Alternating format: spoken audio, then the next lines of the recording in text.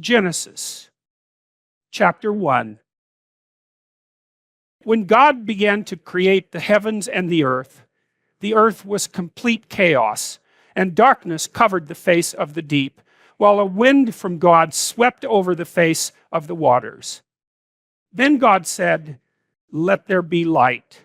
And there was light. And God saw that the light was good. And God separated the light from the darkness. God called the light day, and the darkness he called night. And there was evening, and there was morning, the first day. And God said, "Let there be a dome in the midst of the waters, and let it separate the waters from the waters." So God made the dome, and separated the waters that were under the dome from the waters that were above the dome. And it was so. God called the dome sky. And there was evening, and there was morning, the second day. And God said, "Let the waters under the sky be gathered together into one place, and let the dry land appear." And it was so. God called the dry land earth, and the waters that were gathered together he called seas. And God saw that it was good. Then God said, "Let the earth put forth vegetation, plants yielding seed, and fruit trees of every kind on earth that bear fruit with the seed in it." And it was so. The earth brought forth vegetation, plants yielding seed of every kind, and trees of every kind bearing fruit with the seed in it. And God saw that it was good. And there was evening, and there was morning, the third day. And God said, "Let there be lights in the dome of the sky to separate the day from the night. And let them be for signs, and for seasons, and for days and years. And let them be lights in the dome of the sky to give light upon the earth." And it was so. God made the two great lights, the greater light to rule the day, and the lesser light to rule the night, and the stars. God set them in the dome of the sky to give light upon the earth, to rule over the day and over the night, and to separate the light from the darkness. And God saw that it was good. And there was evening, and there was morning, the fourth day. And God said, "Let the waters bring forth swarms of living creatures, and let birds fly above the earth across the dome of the sky." So God created the great sea monsters, and every living creature that moves of every kind with which the waters swarm, and every winged bird of every kind. And God saw that it was good. God blessed them, saying, "Be fruitful and multiply, and fill the waters in the seas, and let birds multiply on the earth." And there was evening, and there was morning, the fifth day. And God said, "Let the earth bring forth living creatures of every kind, cattle, and creeping things, and wild animals of the earth of every kind." And it was so. God made the wild animals of the earth of every kind, and the cattle of every kind, and everything that creeps upon the ground of every kind. And God saw that it was good. Then God said, "Let us make humans in our image, according to our likeness, and let them have dominion over the fish of the sea, and over the birds of the air, and over the cattle, and over all the wild animals of the earth, and over every creeping thing that creeps upon the earth." So God created humans in his image. In the image of God he created them. Male and female he created them. God blessed them. And God said to them, "Be fruitful and multiply, and fill the earth and subdue it, and have dominion over the fish of the sea, and over the birds of the air, and over every living thing that moves upon the earth. God said, "See, I have given you every plant yielding seed that is upon the face of all the earth, and every tree with seed in its fruit. You shall have them for food. And to every beast of the earth, and to every bird of the air, and to everything that creeps on the earth, everything that has the breath of life, I have given every green plant for food." And it was so. God saw everything that he had made, and indeed, it was very good. And there was evening, and there was morning, the sixth day. Chapter 2. Thus the heavens and the earth were finished, and all their multitude. On the sixth day, God finished the work that he had done, and he rested on the seventh day from all the work that he had done. So God blessed the seventh day and hallowed it, because on it God rested from all the work that he had done in creation. These are the generations of the heavens and the earth when they were created. In the day that the Lord God made the earth and the heavens, when no plant of the field was yet in the earth, and no vegetation of the field had yet sprung up, for the Lord God had not caused it to rain upon the earth, and there was no one to till the ground, but a stream would rise from the earth and water the whole face of the ground. Then the Lord God formed man from the dust of the ground, and breathed into his nostrils the breath of life, and the man became a living being. And the Lord God planted a garden in Eden in the east, and there he put the man whom he had formed. Out of the ground the Lord God made to grow every tree that is pleasant to the sight and good for food. The tree of life also in the midst of the garden, and the tree of the knowledge of good and evil. A river flows out of Eden to water the garden, and from there it divides and becomes 4 branches. The name of the first is Pishon. It is the one that flows around the whole land of Havilah, where there is gold. And the gold of that land is good. Bdellium and onyx stone are there.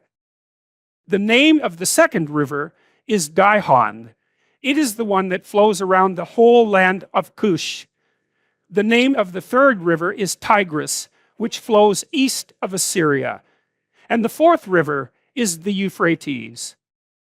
The Lord God took the man and put him in the Garden of Eden to till it and keep it.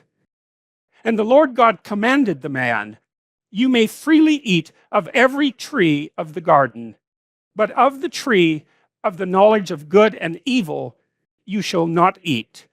For in the day that you eat of it, you shall die." Then the Lord God said, "It is not good that the man should be alone. I will make him a helper as his partner." So out of the ground the Lord God formed every animal of the field and every bird of the air, and brought them to the man to see what he would call them. And whatever the man called every living creature, that was its name. The man gave names to all cattle, and to the birds of the air, and to every animal of the field. But for the man there was not found a helper as his partner. So the Lord God caused a deep sleep to fall upon the man, and he slept. Then he took one of his ribs and closed up its place with flesh. And the rib that the Lord God had taken from the man, he made into a woman and brought her to the man. Then the man said, "This at last is bone of my bones and flesh of my flesh. This one shall be called woman, for out of man this one was taken. Therefore, a man leaves his father and his mother and clings to his wife, and they become one flesh. And the man and his wife were both naked and were not ashamed. Chapter 3. Now the serpent was more crafty than any other wild animal that the Lord God had made. He said to the woman, "Did God say, 'You shall not eat from any tree in the garden?'" The woman said to the serpent, "We may eat of the fruit of the trees in the garden, but God said, 'You shall not eat of the fruit of the tree that is in the middle of the garden, nor shall you touch it, or you shall die.'" But the serpent said to the woman, "You will not die. For God knows that when you eat of it, your eyes will be opened, and you will be like God, knowing good and evil." So when the woman saw that the tree was good for food, and that it was a delight to the eyes, and that the tree was to be desired to make one wise, she took of its fruit and ate. And she also gave some to her husband, who was with her, and he ate. Then the eyes of both were opened, and they knew that they were naked. And they sewed fig leaves together and made loincloths for themselves. They heard the sound of the Lord God walking in the garden at the time of the evening breeze. And the man and his wife hid themselves from the presence of the Lord God among the trees of the garden. But the Lord God called to the man and said to him, "Where are you?" He said, "I heard the sound of you in the garden, and I was afraid, because I was naked, and I hid myself." He said, "Who told you that you were naked? Have you eaten from the tree of which I commanded you not to eat?" The man said, "The woman whom you gave to be with me, she gave me fruit from the tree, and I ate." Then the Lord God said to the woman, "What is this that you have done?" The woman said, "The serpent tricked me, and I ate." The Lord God said to the serpent, "Because you have done this, cursed are you among all animals and among all wild creatures. Upon your belly you shall go, and dust you shall eat all the days of your life. I will put enmity between you and the woman, and between your offspring and hers. He will strike your head, and you will strike his heel." To the woman he said, "I will make your pangs in childbirth exceedingly great. In pain you shall bring forth children, yet your desire shall be for your husband, and he shall rule over you." And to the man he said, "Because you have listened to the voice of your wife, and have eaten of the tree about which I commanded you, you shall not eat of it. Cursed is the ground because of you. In toil you shall eat of it all the days of your life. Thorns and thistles it shall bring forth for you, and you shall eat the plants of the field. By the sweat of your face you shall eat bread, until you return to the ground, for out of it you were taken. You are dust, and to dust you shall return." The man named his wife Eve, because she was the mother of all living. And the Lord God made garments of skins for the man and for his wife, and clothed them. Then the Lord God said, "See, the humans have become like one of us, knowing good and evil, and now they might reach out their hands and take also from the tree of life and eat and live forever." Therefore the Lord God sent them forth from the Garden of Eden to till the ground from which they were taken. He drove out the humans, and at the east of the Garden of Eden he placed the cherubim and a sword flaming and turning to guard the way to the tree of life. Chapter 4. Now the man knew his wife Eve, and she conceived and bore Cain, saying, "I have produced a man with the help of the Lord." Next she bore his brother Abel. Now Abel was a keeper of sheep, and Cain a tiller of the ground. In the course of time, Cain brought to the Lord an offering of the fruit of the ground. And Abel, for his part, brought of the firstlings of his flock, their fat portions. And the Lord had regard for Abel and his offering, but for Cain and his offering he had no regard. So Cain was very angry, and his countenance fell. The Lord said to Cain, "Why are you angry? And why has your countenance fallen? If you do well, will you not be accepted? And if you do not do well, sin is lurking at the door. Its desire is for you, but you must master it." Cain said to his brother Abel, "Let us go out to the field." And when they were in the field, Cain rose up against his brother Abel and killed him. Then the Lord said to Cain, "Where is your brother Abel?" He said, "I do not know. Am I my brother's keeper?" And the Lord said, "What have you done? Listen, your brother's blood is crying out to me from the ground. And now you are cursed from the ground, which has opened its mouth to receive your brother's blood from your hand. When you till the ground, it will no longer yield to you its strength. You will be a fugitive and a wanderer on the earth." Cain said to the Lord, "My punishment is greater than I can bear. Today you have driven me away from the soil, and I shall be hidden from your face. I shall be a fugitive and a wanderer on the earth, and anyone who meets me may kill me." Then the Lord said to him, "Not so. Whoever kills Cain will suffer a sevenfold vengeance." And the Lord put a mark on Cain, so that no one who came upon him would kill him.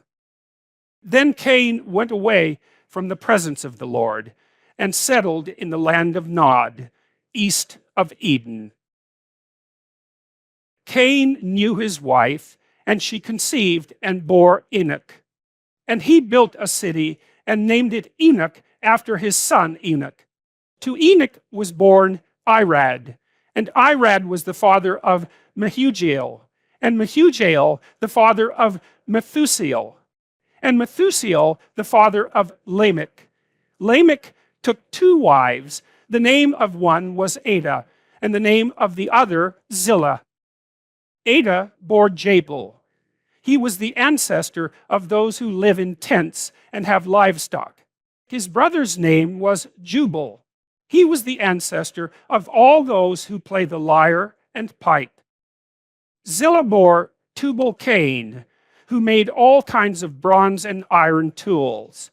The sister of Tubal-Cain was Naamah. Lamech said to his wives, Ada and Zillah, "Hear my voice. You wives of Lamech, listen to what I say. I have killed a man for wounding me, a young man for striking me. If Cain is avenged sevenfold, truly Lamech 77-fold.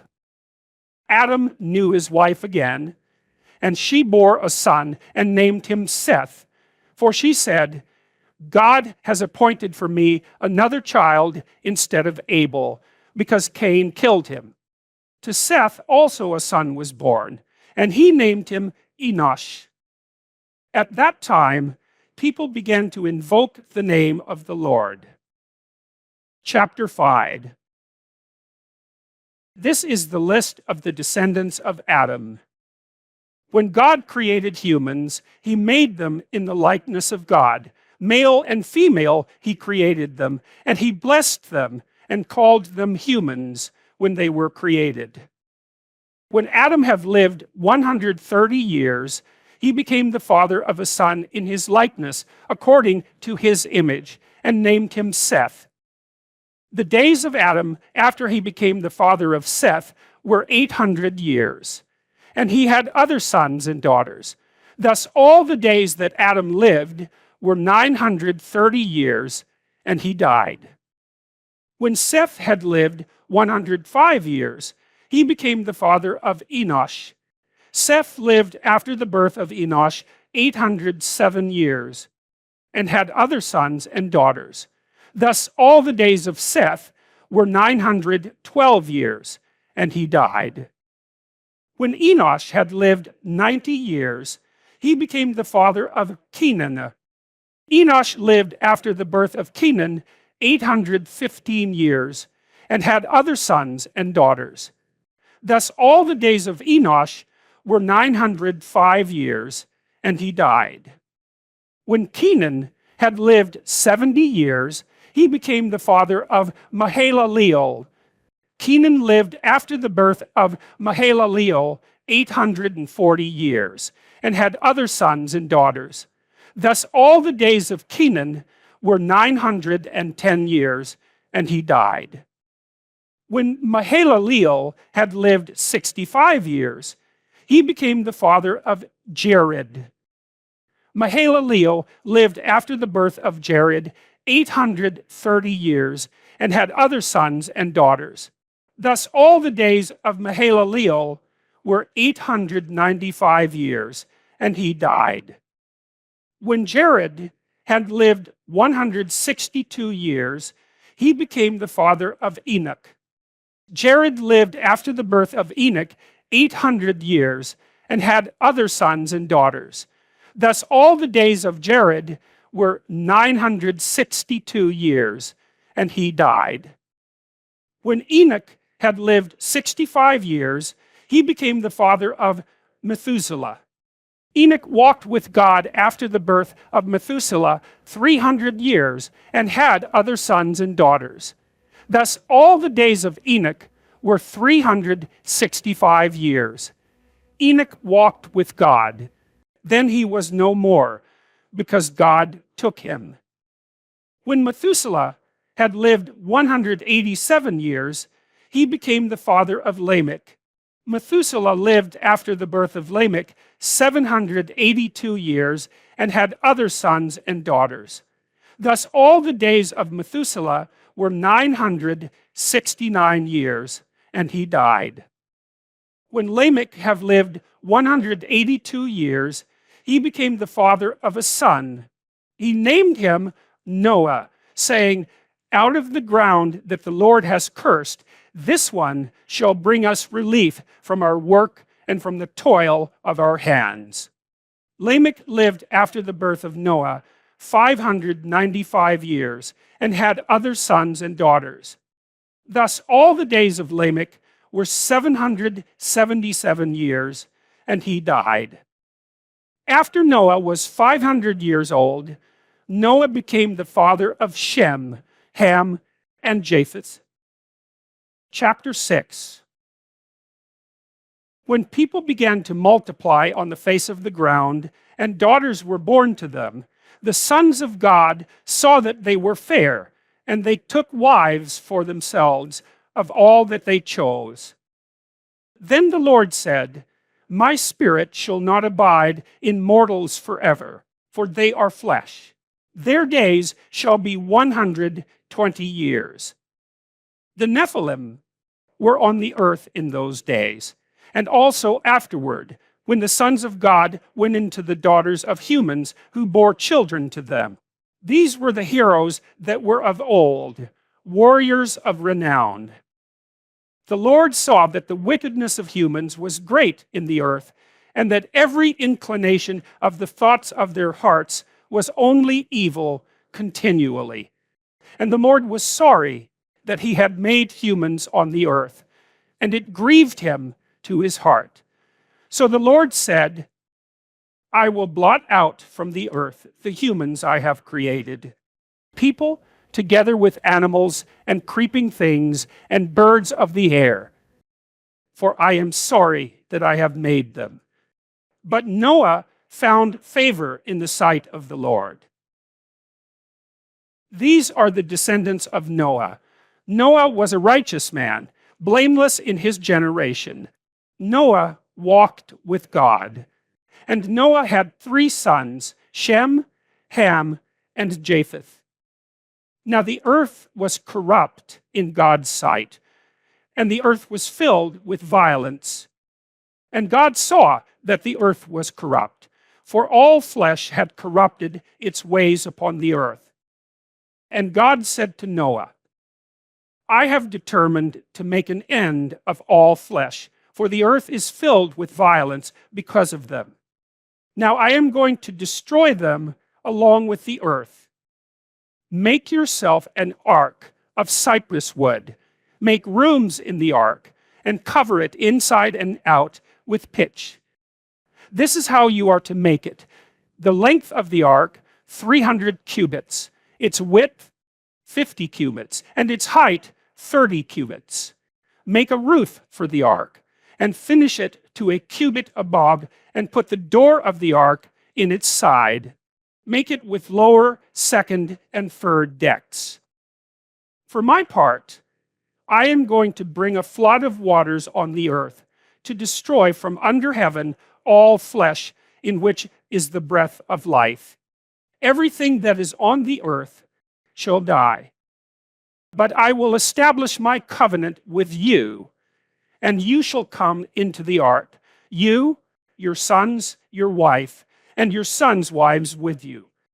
And of every living thing of all flesh, you shall bring 2 of every kind into the ark, to keep them alive with you.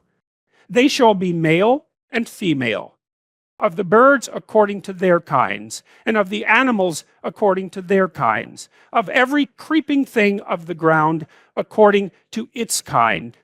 2 of every kind shall come into you, to keep them alive.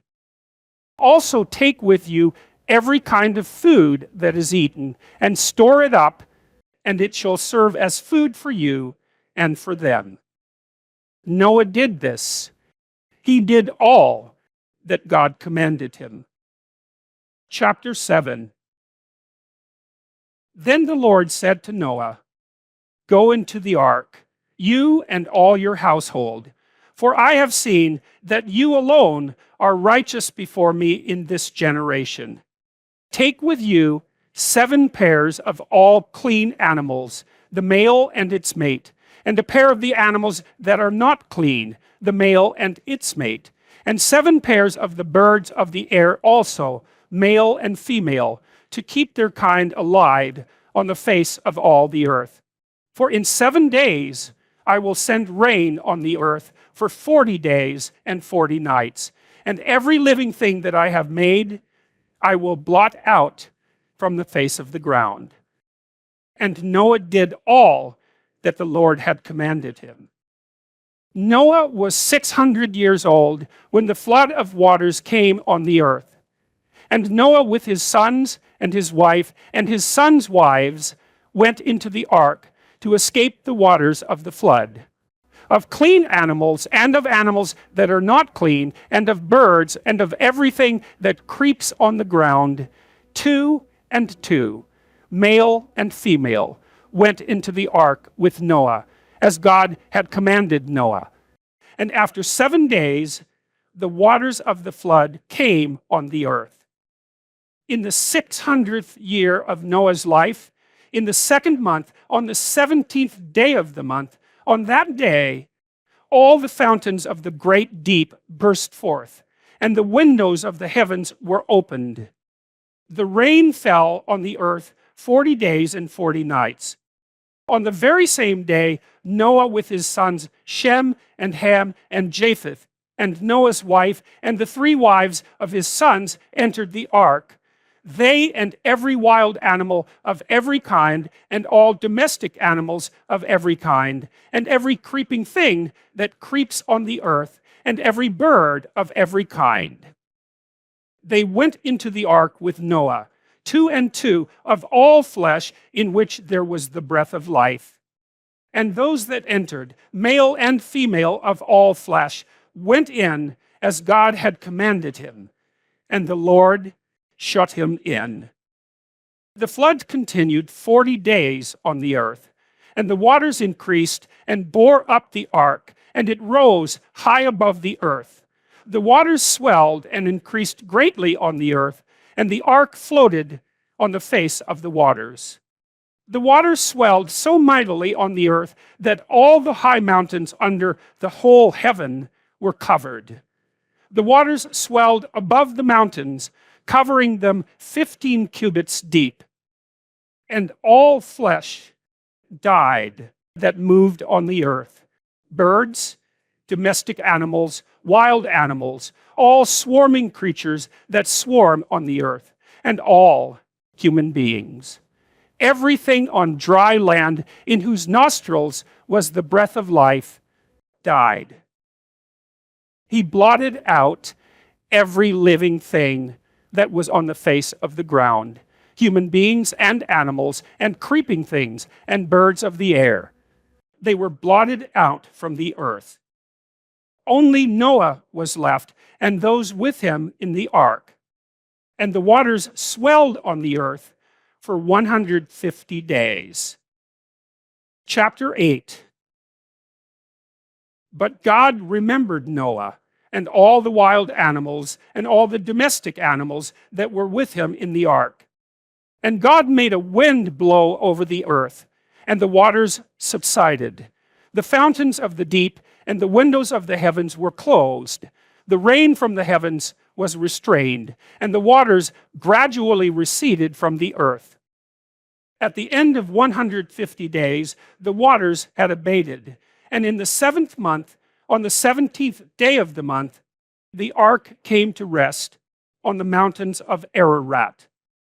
The waters continued to abate until the 10th month. In the 10th month, on the 1st day of the month, the tops of the mountains appeared. At the end of 40 days, Noah opened the window of the ark that he had made and sent out the raven, and it went to and fro until the waters were dried up from the earth. Then he sent out the dove from him to see if the waters had subsided from the face of the ground. But the dove found no place to set its foot, and it returned to him to the ark, for the waters were still on the face of the whole earth. So he put out his hand and took it and brought it into the ark with him. He waited another 7 days, and again he set out the dove from the ark. And the dove came back to him in the evening, and there in its beak was a freshly plucked olive leaf.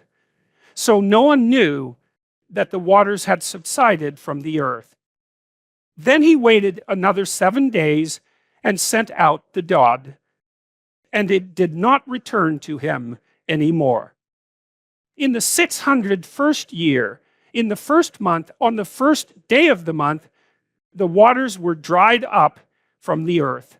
And Noah removed the covering of the ark and looked and saw that the face of the ground was drying. In the 2nd month, on the 27th day of the month, the earth was dry. Then God said to Noah, "Go out of the ark, you and your wife and your sons wives with you. Bring out with you every living thing that is with you of all flesh, birds and animals, and every creeping thing that creeps on the earth, so that they may abound on the earth and be fruitful and multiply on the earth." So Noah went out with his sons and his wife and his sons' wives, and every animal, every creeping thing, and every bird, everything that moves on the earth, went out of the ark by families. Then Noah built an altar to the Lord, and took of every clean animal and of every clean bird, and offered burnt offerings on the altar. And when the Lord smelled the pleasing odor, the Lord said in his heart, "I will never again curse the ground because of humans, for the inclination of the human heart is evil from youth, nor will I ever again destroy every living creature as I have done. As long as the earth endures, seed time and harvest, cold and heat, summer and winter, day and night shall not cease." Chapter 9. God blessed Noah and his sons and said to them, Be fruitful and multiply and fill the earth. The fear and dread of you shall rest on every animal of the earth, and on every bird of the air, on everything that creeps on the ground, and on all the fish of the sea. Into your hand they are delivered. Every moving thing that lives shall be food for you. And just as I gave you the green plants, I give you everything. Only you shall not eat flesh with its life, that is, its blood. For your own lifeblood, I will surely require a reckoning. From every animal, I will require it, and from human beings, each one for the blood of another. I will require a reckoning for human life. Whoever sheds the blood of a human, by a human shall that person's blood be shed, for in his own image God made humans. And you, be fruitful and multiply, abound on the earth, and have dominion over it. Then God said to Noah and to his sons with him, As for me, I am establishing my covenant with you and your descendants after you, and with every living creature that is with you, the birds, the domestic animals, and every animal of the earth with you, as many as came out of the ark. I establish my covenant with you, that never again shall all flesh be cut off by the waters of a flood, and never again shall there be a flood to destroy the earth. God said, This is the sign of the covenant that I make between me and you, and every living creature that is with you, for all future generations. I have set my bow in the clouds, and it shall be a sign of the covenant between me and the earth. When I bring clouds over the earth, and the bow is seen in the clouds, I will remember my covenant that is between me and you, and every living creature of all flesh. And the waters shall never again become a flood to destroy all flesh. When the bow is in the clouds, I will see it, and remember the everlasting covenant between God and every living creature of all flesh that is on the earth. God said to Noah, This is the sign of the covenant that I have established between me and all flesh that is on the earth. The sons of Noah who went out of the ark were Shem, Ham, and Japheth. Ham was the father of Canaan. These three were the sons of Noah, and from these the whole earth was peopled. Noah, a man of the soil, was the first to plant a vineyard. He drank some of the wine and became drunk, and he lay uncovered in his tent. And Ham, the father of Canaan, saw the nakedness of his father and told his two brothers outside. Then Shem and Japheth took a garment, laid it on both their shoulders, and walked backward and covered the nakedness of their father. Their faces were turned away, and they did not see their father's nakedness. When Noah awoke from his wine and knew what his youngest son had done to him, he said, Cursed be Canaan, lowest of slaves shall he be to his brothers. He also said, Blessed by the Lord my God be Shem, and let Canaan be his slave. May God make space for Japheth, and let him live in the tents of Shem, and let Canaan be his slave. After the flood, Noah lived 350 years. All the days of Noah were 950 years, and he died. Chapter 10. These are the descendants of Noah's sons, Shem, Ham, and Japheth. Children were born to them after the flood. The descendants of Japheth, Gomer, Magog, Madai, Javan, Tubal, Meshech, and Tyrus. The descendants of Gomer, Ashkenaz, Riphath, and Togarmah. The descendants of Javan, Elisham, Tarshish, Kittim, and Rodanim. From these, the coastland peoples spread. These are the descendants of Japheth, in their lands, with their own language, by their families, in their nations. The descendants of Ham, Cush, Egypt, Put, and Canaan. The descendants of Cush, Seba, Havilah, Sampta, Ramah, and Sabtica. The descendants of Ramah, Sheba, and Dedan. Cush became the father of Nimrod. He was the first on earth to become a mighty warrior. He was a mighty hunter before the Lord. Therefore it is said, like Nimrod, a mighty hunter before the Lord. The beginning of his kingdom was Babel, Erech, Akkad, and Calneh in the land of Shinar. From that land he went into Assyria and built Nineveh, Rehoboth-ir, Calah, and Resen, between Nineveh and Calah, that is, the great city. Egypt became the father of Ludim, Anamim, Lehabim, Laphtahim, Pathrusim, Casluhim, from whom the Philistines come, and Caphtorim. Canaan became the father of Sidon, his firstborn, and Heth, and the Jebusites, the Amorites, the Girgashites, the Hivites, the Arkites, the Sinites, the Arvadites, the Zemarites, and the Hamathites. Afterward, the families of the Canaanites spread abroad, and the territory of the Canaanites extended from Sidon in the direction of Gerar, as far as Gaza, and in the direction of Sodom, Gomorrah, Admah, and Zeboim, as far as Lasha. These are the descendants of Ham, by their families, their languages, their lands, and their nations. To Shem also, the father of all the children of Eber, the elder brother of Japheth, children were born.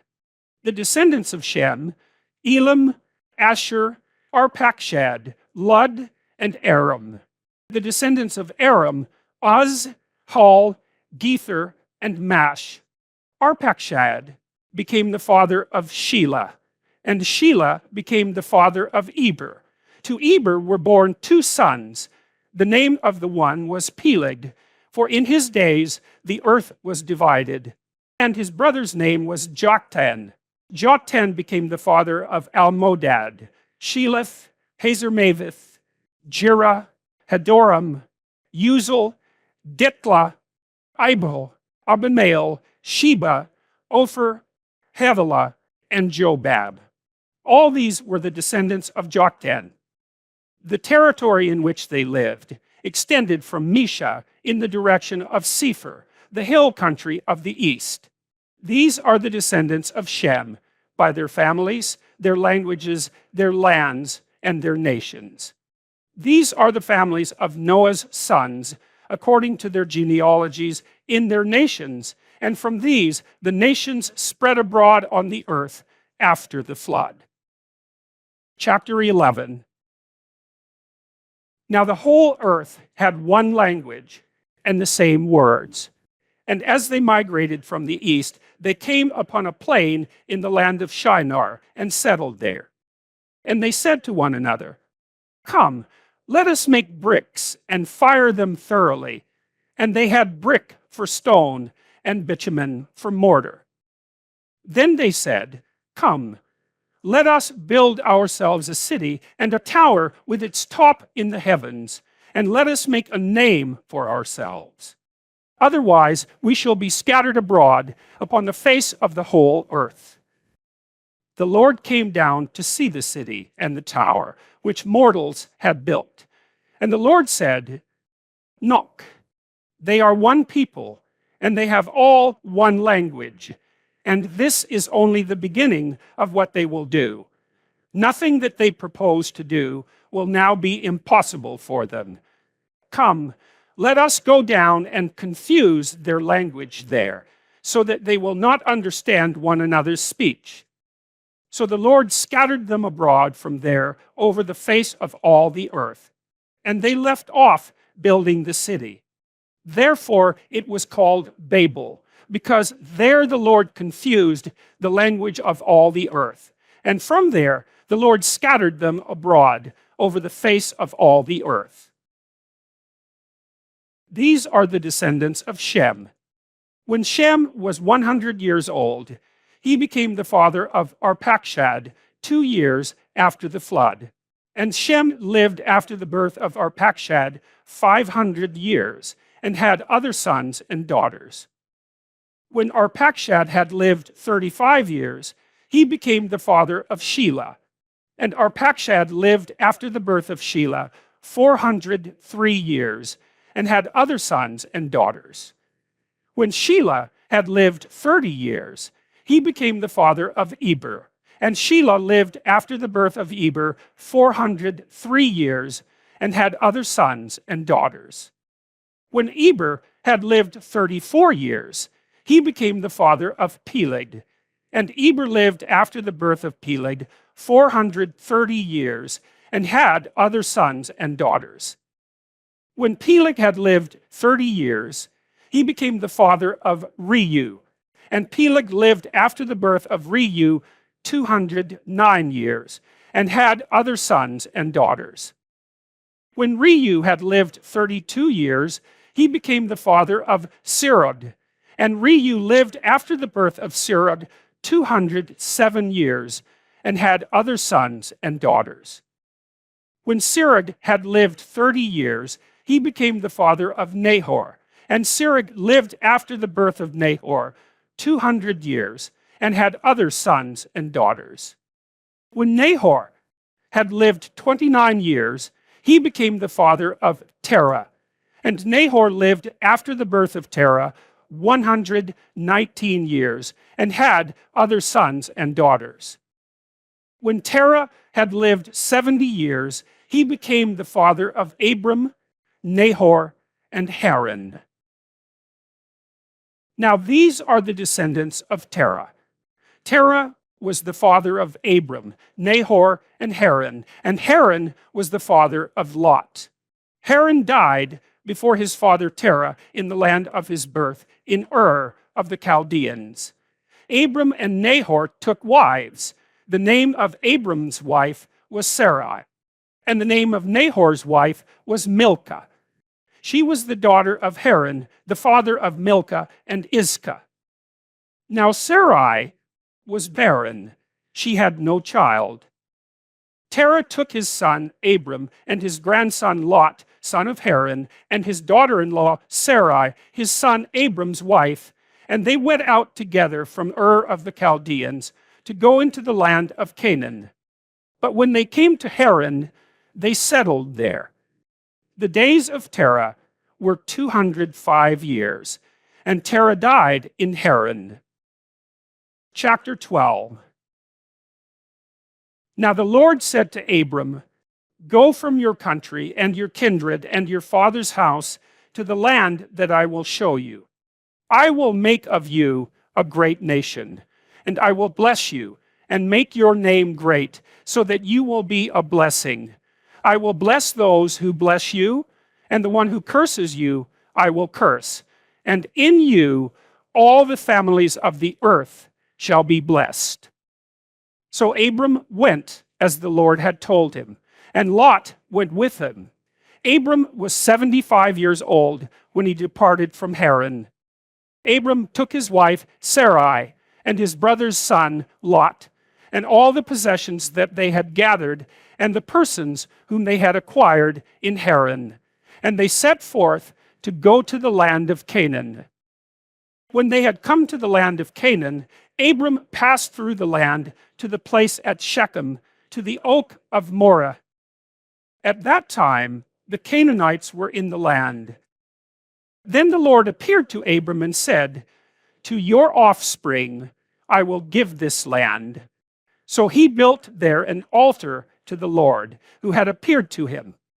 From there, he moved on to the hill country on the east of Bethel, and pitched his tent, with Bethel on the west and Ai on the east.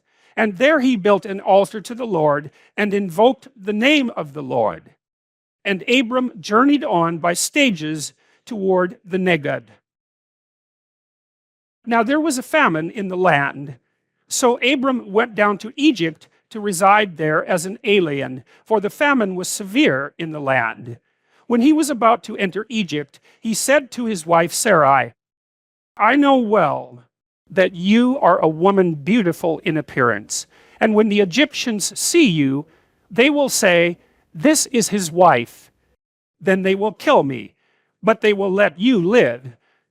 Say you are my sister, so that it may go well with me because of you, and that my life may be spared on your account.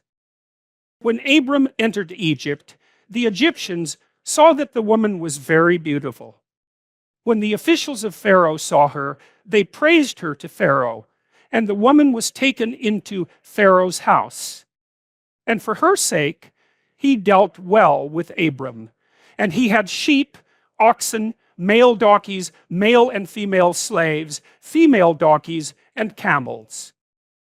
But the Lord afflicted Pharaoh and his house with great plagues because of Sarai, Abram's wife. So Pharaoh called Abram and said, what is this you have done to me? Why did you not tell me that she was your wife? Why did you say, she is my sister, so that I took her for my wife? Now then, here is your wife, take her and be gone.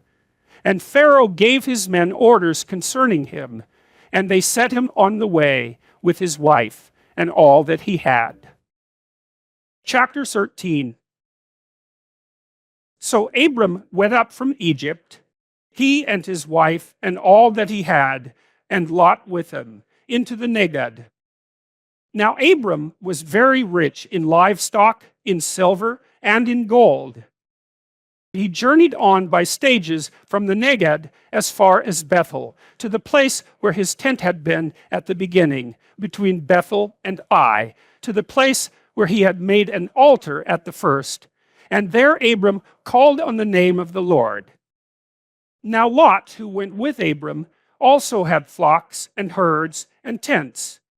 And the land could not support both of them living together, because their possessions were so great that they could not live together. Thus strife arose between the herders of Abram's livestock and the herders of Lot's livestock. At that time, the Canaanites and the Perizzites lived in the land. Then Abram said to Lot, let there be no strife between you and me, and between your herders and my herders, for we are kindred. Is not the whole land before you? Separate yourself from me. If you take the left hand, then I will go to the right. Or if you take the right hand, then I will go to the left. Lot looked about him and saw that the plain of the Jordan was well watered everywhere, like the garden of the Lord, like the land of Egypt in the direction of Zoar. This was before the Lord destroyed Sodom and Gomorrah. So Lot chose for himself all the plain of the Jordan, and Lot journeyed eastward, and they separated from each other. Abram settled in the land of Canaan, while Lot settled among the cities of the plain, and moved his tent as far as Sodom. Now the people of Sodom were wicked, great sinners against the Lord. The Lord said to Abram, after Lot had separated from him, raise your eyes now, and look from the place where you are, northward and southward and eastward and westward. For all the land that you see, I will give to you and to your offspring forever. I will make your offspring like the dust of the earth, so that if one can count the dust of the earth, your offspring also can be counted. Rise up, walk through the length and the breadth of the land, for I will give it to you. So Abram moved his tent and came and settled by the oaks of Mamre, which are at Hebron. And there he built an altar to the Lord. Chapter 14. In the days of King Amraphel of Shinar, King Arioch of Elasar, King Chedorlaomer of Elam, and King Tidal of Goyim, these kings made war with King Bera of Sodom, King Birsha of Gomorrah, King Shinab of Admah, King Shemeber of Zeboim, and the king of Bela, that is, Zoar. All these joined forces in the valley of Siddim, that is, the Dead Sea. 12 years they had served Chedorlaomer, but in the 13th year they rebelled. In the 14th year, Chedorlaomer and the kings who were with them came and subdued the Rephaim in Ashtaroth Karnaim, the Zuzim in Ham, the Emim in Sheva Kiriathaim, and the Horites in the hill country of Seir, as far as El Paran on the edge of the wilderness. Then they turned back and came to En-Mishpat, that is, Kadesh, and subdued all the country of the Amalekites, and also the Amorites who lived in Hazazon Tamar.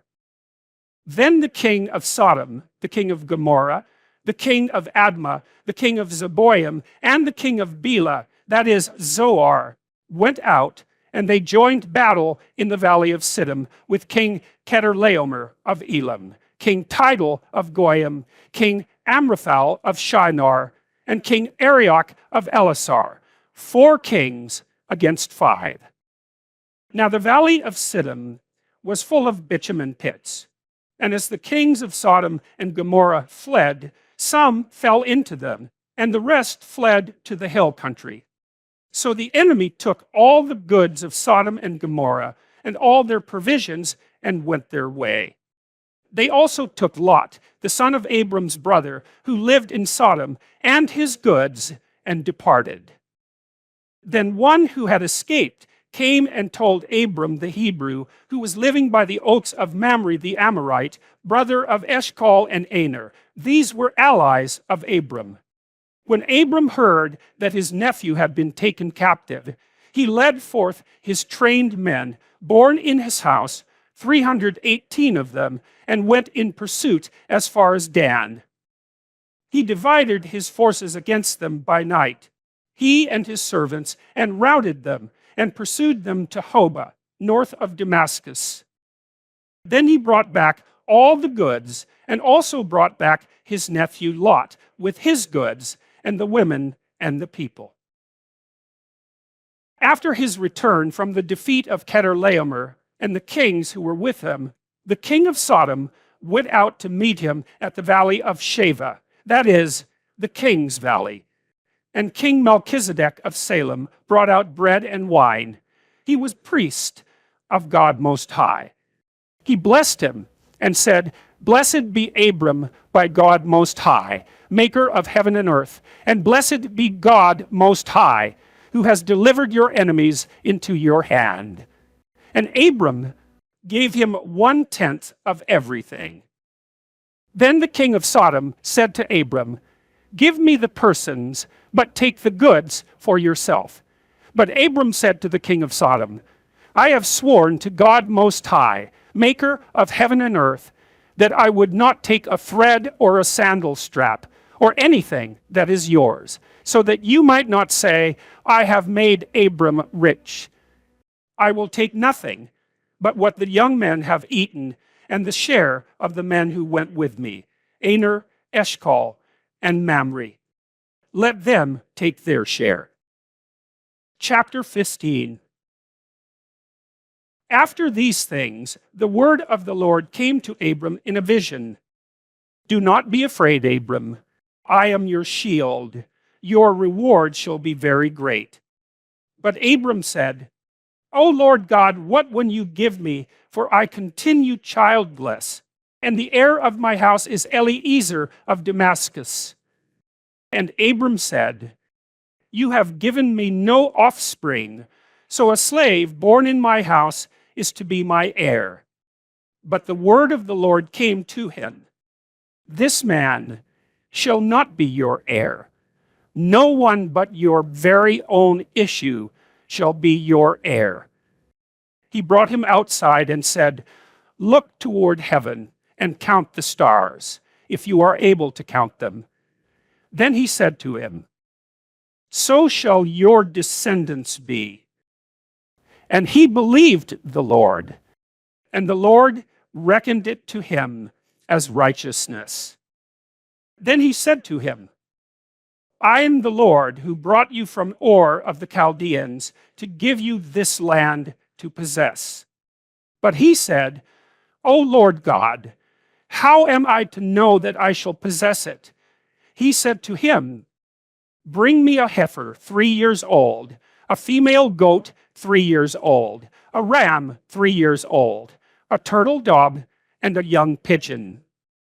He brought him all these and cut them in two, laying each half over against the other. But he did not cut the birds in two.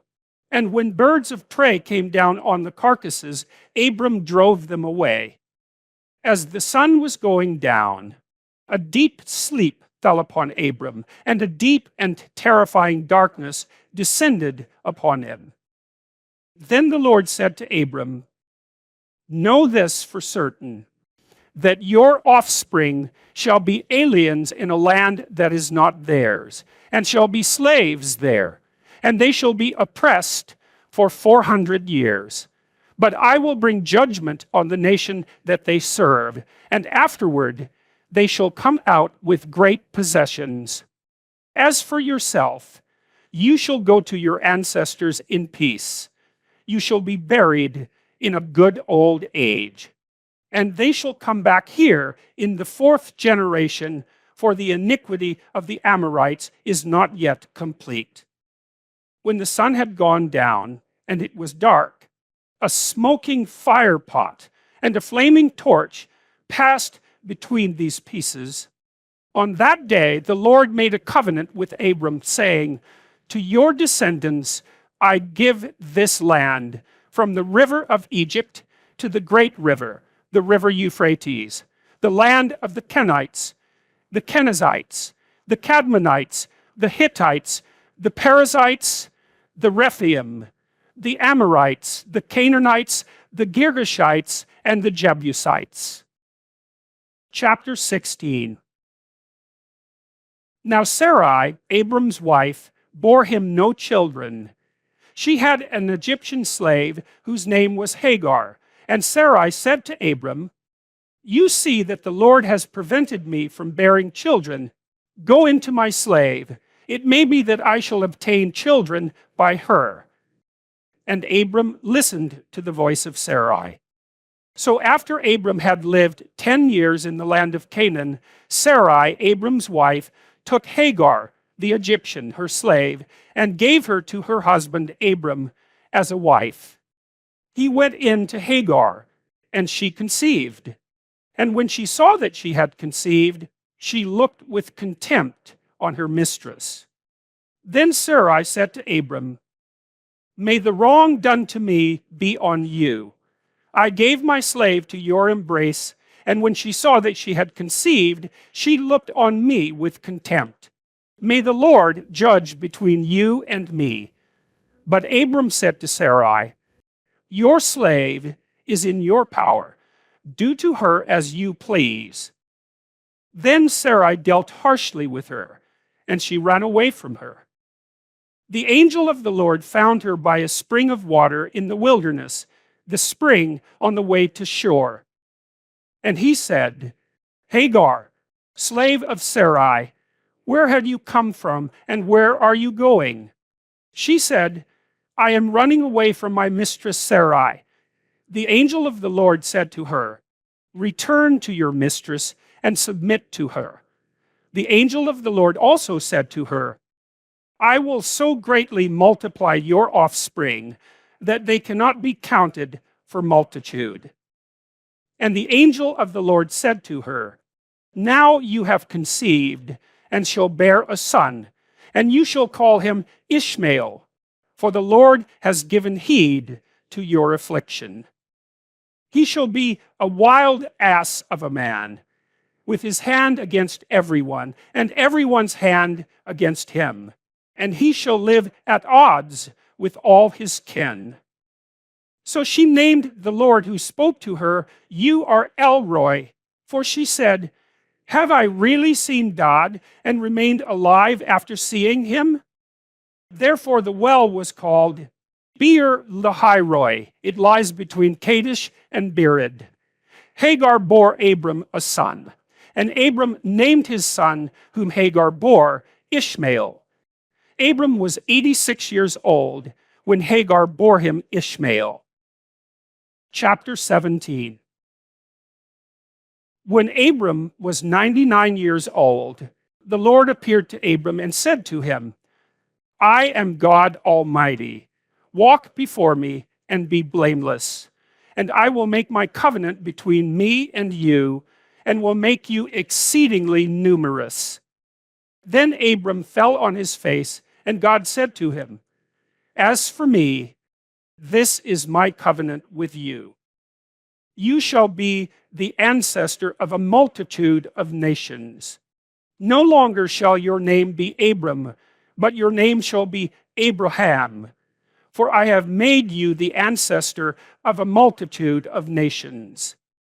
I will make you exceedingly fruitful, and I will make nations of you, and kings shall come from you. I will establish my covenant between me and you, and your offspring after you, throughout their generations, for an everlasting covenant, to be God to you, and to your offspring after you. And I will give to you and to your offspring after you the land where you are now an alien, all the land of Canaan, for a perpetual holding, and I will be their God. God said to Abraham, As for you, you shall keep my covenant, you and your offspring after you throughout their generations. This is my covenant, which you shall keep between me and you and your offspring after you. Every male among you shall be circumcised. You shall circumcise the flesh of your foreskins, and it shall be a sign of the covenant between me and you. Throughout your generations, every male among you shall be circumcised when he is 8 days old, including the slave born in your house and the one bought with your money from any foreigner who is not of your offspring. Both the slave born in your house and the one bought with your money must be circumcised. So shall my covenant be in your flesh, an everlasting covenant. Any uncircumcised male who is not circumcised in the flesh of his foreskin shall be cut off from his people. He has broken my covenant.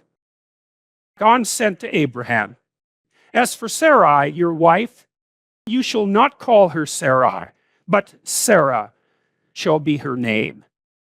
I will bless her and also give you a son by her. I will bless her, and she shall give rise to nations. Kings of peoples shall come from her. Then Abraham fell on his face and laughed, and said to himself, Can a child be born to a man who is 100 years old? Can Sarah, who is 90 years old, bear a child? And Abraham said to God, Oh, that Ishmael might live in your sight.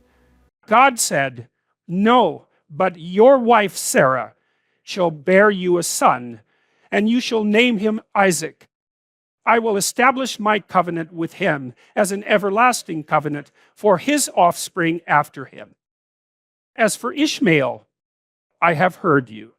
I will bless him and make him fruitful and exceedingly numerous.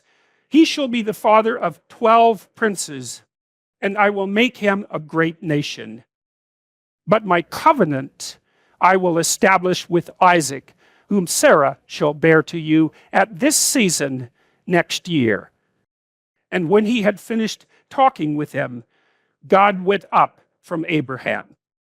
Then Abraham took his son Ishmael and all the slaves born in his house or bought with his money, every male among the men of Abraham's house, and he circumcised the flesh of their foreskins that very day, as God had said to him.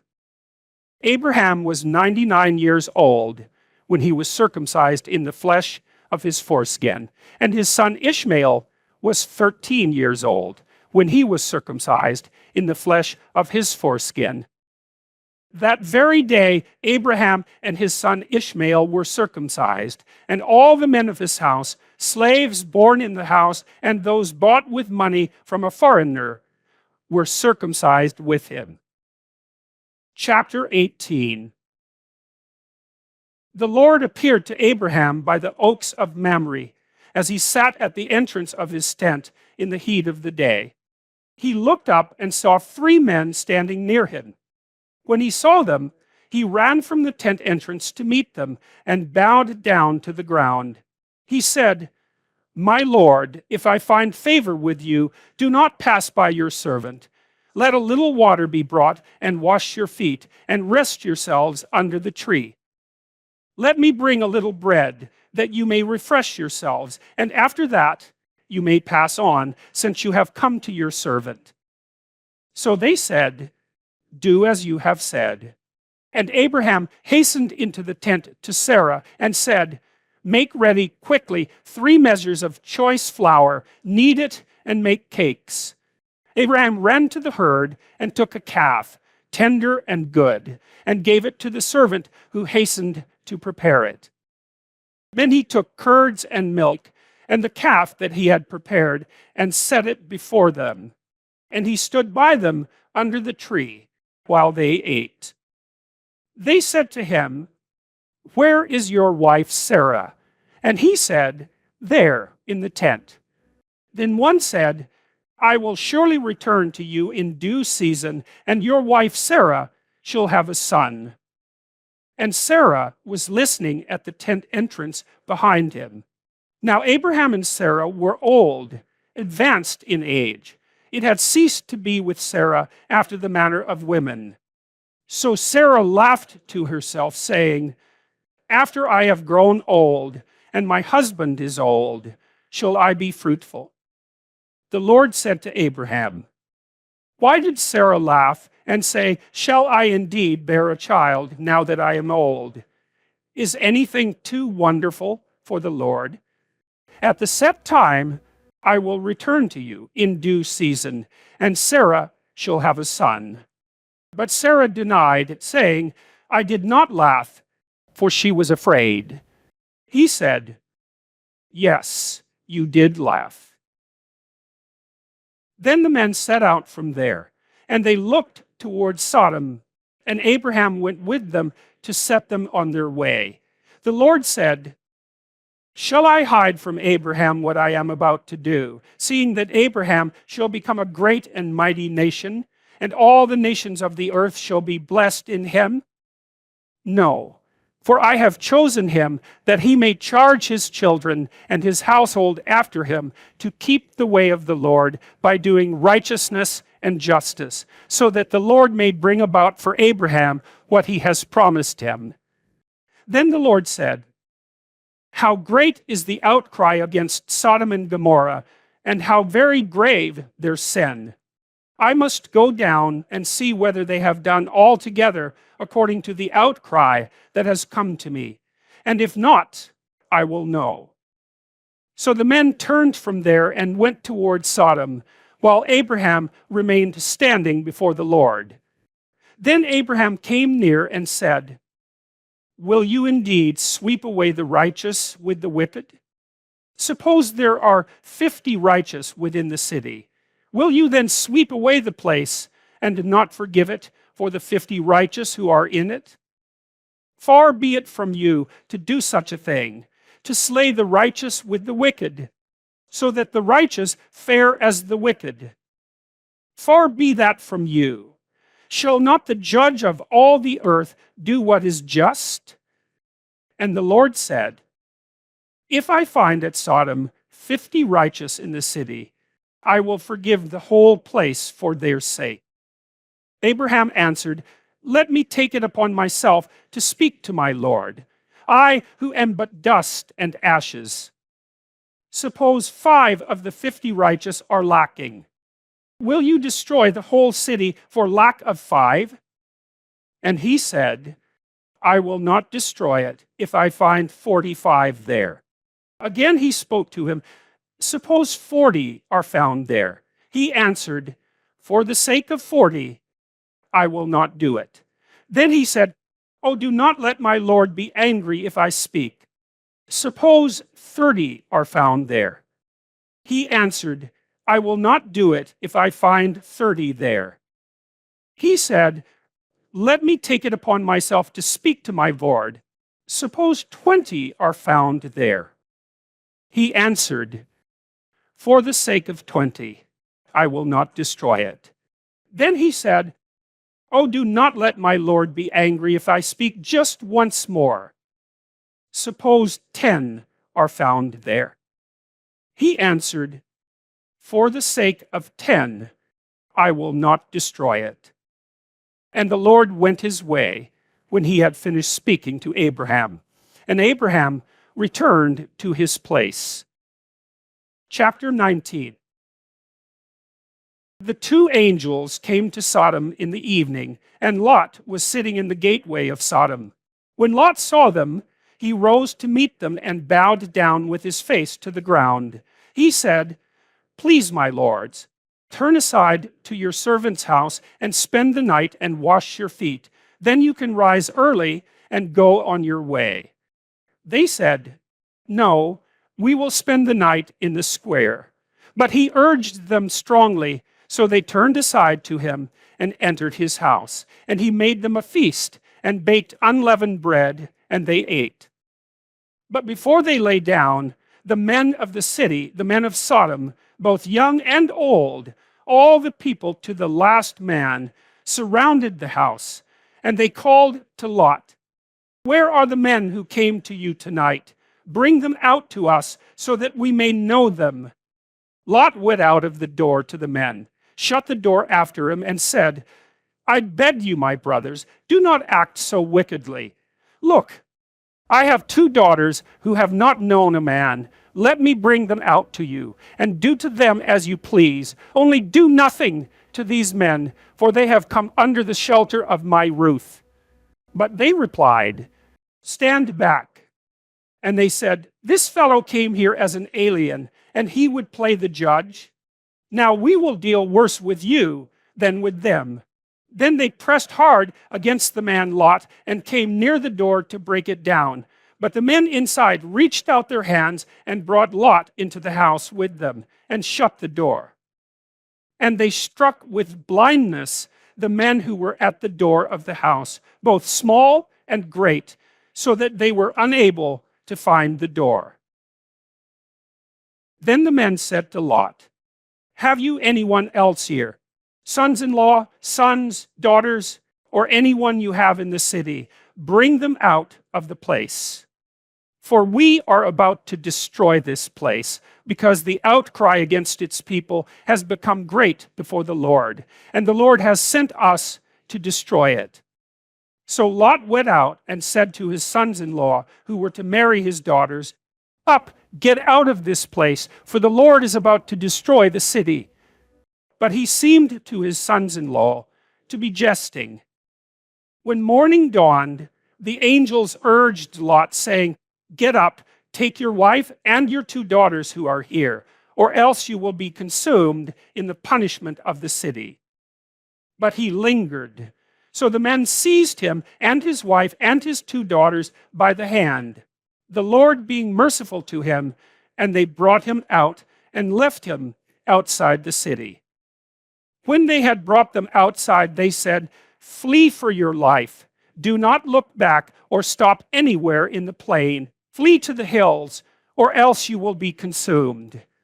And Lot said to them, "Oh no, my lords, your servant has found favor with you, and you have shown me great kindness in saving my life. But I cannot flee to the hills, for fear the disaster will overtake me and I die. Look, that city is near enough to flee to, and it is a little one. Let me escape there. Is it not a little one? And my life will be saved." He said to him, "Very well, I grant you this favor too, and will not overthrow the city of which you have spoken. Hurry, escape there, for I can do nothing until you arrive there." Therefore the city was called Zoar. The sun had risen on the earth when Lot came to Zoar. Then the Lord rained on Sodom and Gomorrah sulfur and fire from the Lord out of heaven. And he overthrew those cities and all the plain and all the inhabitants of the cities and what grew on the ground. But Lot's wife behind him looked back, and she became a pillar of salt. Abraham went early in the morning to the place where he had stood before the Lord. And he looked down toward Sodom and Gomorrah, and toward all the land of the plain, and saw the smoke of the land going up like the smoke of a furnace. So it was that when God destroyed the cities of the plain, God remembered Abraham and sent Lot out of the midst of the overthrow, when he overthrew the cities in which Lot had settled. Now Lot went up out of Zoar and settled in the hills with his 2 daughters, for he was afraid to stay in Zoar. So he lived in a cave with his 2 daughters. And the firstborn said to the younger, "Our father is old, and there is not a man on earth to come in to us after the manner of all the world. Come, let us make our father drink wine, and we will lie with him, so that we may preserve offspring through our father." So they made their father drink wine that night, and the firstborn went in and lay with her father. He did not know when she lay down or when she rose. On the next day, the firstborn said to the younger, "Look, I lay last night with my father. Let us make him drink wine tonight also. Then you go in and lie with him, so that we may preserve offspring through our father." So they made their father drink wine that night also, and the younger rose and lay with him. And he did not know when she lay down or when she rose. Thus both the daughters of Lot became pregnant by their father. The firstborn bore a son and named him Moab. He is the ancestor of the Moabites to this day. The younger also bore a son and named him Ben-Ammi. He is the ancestor of the Ammonites to this day. Chapter 20. From there, Abraham journeyed toward the region of the Negeb and settled between Kadesh and Shur. While residing in Gerar as an alien, Abraham said of his wife Sarah, "She is my sister." And King Abimelech of Gerar sent and took Sarah. But God came to Abimelech in a dream by night and said to him, "You are about to die because of the woman whom you have taken, for she is a married woman." Now Abimelech had not approached her, so he said, "Lord, will you destroy an innocent people? Did he not himself say to me, 'She is my sister'? And she herself said, 'He is my brother.' I did this in the integrity of my heart and the innocence of my hands." Then God said to him in the dream, "Yes, I know that you did this in the integrity of your heart. Furthermore, it was I who kept you from sinning against me. Therefore, I did not let you touch her. Now then, return the man's wife, for he is a prophet, and he will pray for you, and you shall live. But if you do not restore her, know that you shall surely die, you and all that are yours." So Abimelech rose early in the morning and called all his servants and told them all these things. And the men were very much afraid. Then Abimelech called Abraham and said to him, "What have you done to us?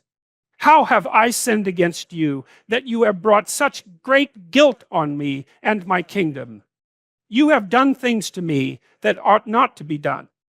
And Abimelech said to Abraham, "What were you thinking that you did this thing?"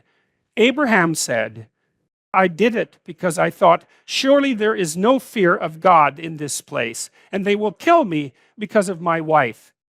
Besides, she is indeed my sister, the daughter of my father, but not the daughter of my mother, and she became my wife. And when God caused me to wander from my father's house, I said to her, 'This is the kindness you must do me. At every place to which we come, say of me, he is my brother.' Then Abimelech took sheep and oxen and male and female slaves, and gave them to Abraham, and restored his wife Sarah to him. Abimelech said, "My land is before you. Settle where it pleases you." To Sarah he said, "Look, I have given your brother 1,000 pieces of silver. It is your exoneration before all who are with you. You are completely vindicated." Then Abraham prayed to God, and God healed Abimelech, and also healed his wife and female slaves, so that they bore children. For the Lord had closed fast all the wombs of the house of Abimelech because of Sarah, Abraham's wife. Chapter 21. The Lord dealt with Sarah as he had said, and the Lord did for Sarah as he had promised. Sarah conceived and bore Abraham a son in his old age, at the time of which God had spoken to him. Abraham gave the name Isaac to his son, whom Sarah bore him. And Abraham circumcised his son Isaac when he was 8 days old, as God had commanded him. Abraham was 100 years old when his son Isaac was born to him. Now Sarah said, "God has brought laughter for me. Everyone who hears will laugh with me." And she said, "Who would ever have said to Abraham that Sarah would nurse children? Yet I have borne him a son in his old age." The child grew and was weaned, and Abraham made a great feast on the day that Isaac was weaned. But Sarah saw the son of Hagar the Egyptian, whom she had borne to Abraham, playing with her son Isaac. So she sent to Abraham, "Cast out this slave woman with her son, for the son of this slave woman shall not inherit along with my son Isaac." The matter was very distressing to Abraham on account of his son. But God said to Abraham, "Do not be distressed because of the boy and because of your slave woman. Whatever Sarah says to you, do as she tells you, for it is through Isaac that offspring shall be named for you. As for the son of the slave woman, I will make a nation of him also, because he is your offspring." So Abraham rose early in the morning and took bread and a skin of water and gave it to Hagar, putting it on her shoulder along with the child, and sent her away. And she departed and wandered about in the wilderness of Beersheba. When the water in the skin was gone, she cast the child under one of the bushes. Then she went and sat down opposite him a good way off, about the distance of a bow shot, for she said, "Do not let me look on the death of the child." And as she sat opposite him, she lifted up her voice and wept. And God heard the voice of the boy, and the angel of God called to Hagar from heaven and said to her, "What troubles you, Hagar? Do not be afraid, for God has heard the voice of the boy where he is. Come, lift up the boy and hold him fast with your hand, for I will make a great nation of him." Then God opened her eyes, and she saw a well of water. She went and filled the skin with water and gave the boy a drink. God was with the boy, and he grew up. He lived in the wilderness and became an expert with the bow. He lived in the wilderness of Paran, and his mother got a wife for him from the land of Egypt. At that time, Abimelech, with Phicol, the commander of his army, said to Abraham, "God is with you in all that you do. Now therefore, swear to me here by God that you will not deal falsely with me, or with my offspring, or with my posterity. But as I have dealt loyally with you, you will deal with me and with the land where you have resided as an alien." And Abraham said, "I swear it." When Abraham complained to Abimelech about a well of water that Abimelech's servants had seized, Abimelech said, "I do not know who has done this. You did not tell me, and I have not heard of it until today." So Abraham took sheep and oxen and gave them to Abimelech, and the two men made a covenant. Abraham set apart 7 ewe lambs of the flock, and Abimelech said to Abraham, "What is the meaning of these 7 ewe lambs that you have set apart?" He said, "These 7 ewe lambs you shall accept from my hand, in order that you may be a witness for me that I dug this well." Therefore that place was called Beersheba, because there both of them swore an oath. When they had made a covenant at Beersheba, Abimelech with Phicol, the commander of his army, left and returned to the land of the Philistines. Abraham planted a tamarisk tree in Beersheba, and there called on the name of the Lord, the everlasting God. And Abraham resided as an alien many days in the land of the Philistines. Chapter 22. After these things, God tested Abraham. He said to him, "Abraham," and he said, "Here I am." He said, "Take your son, your only son Isaac, whom you love, and go to the land of Moriah, and offer him there as a burnt offering on one of the mountains that I shall show you." So Abraham rose early in the morning, saddled his donkey, and took 2 of his young men with him, and his son Isaac. He cut the wood for the burnt offering, and set out and went to the place in the distance that God had shown him. On the 3rd day, Abraham looked up and saw the place far away. Then Abraham said to his young men, "Stay here with the donkey. The boy and I will go over there. We will worship, and then we will come back to you." Abraham took the wood of the burnt offering and laid it on his son Isaac, and he himself carried the fire and the knife. And the 2 of them walked on together. Isaac said to his father Abraham, "Father," and he said, "Here I am, my son." He said, "The fire and the wood are here, but where is the lamb for a burnt offering?" Abraham said, "God himself will provide the lamb for a burnt offering, my son." And the 2 of them walked on together. When they came to the place that God had shown him, Abraham built an altar there and laid the wood in order. He bound his son Isaac and laid him on the altar on top of the wood. Then Abraham reached out his hand and took the knife to kill his son. But the angel of the Lord called to him from heaven and said, "Abraham, Abraham." And he said, "Here I am." He said, "Do not lay your hand on the boy or do anything to him, for now I know that you fear God, since you have not withheld your son, your only son, from me."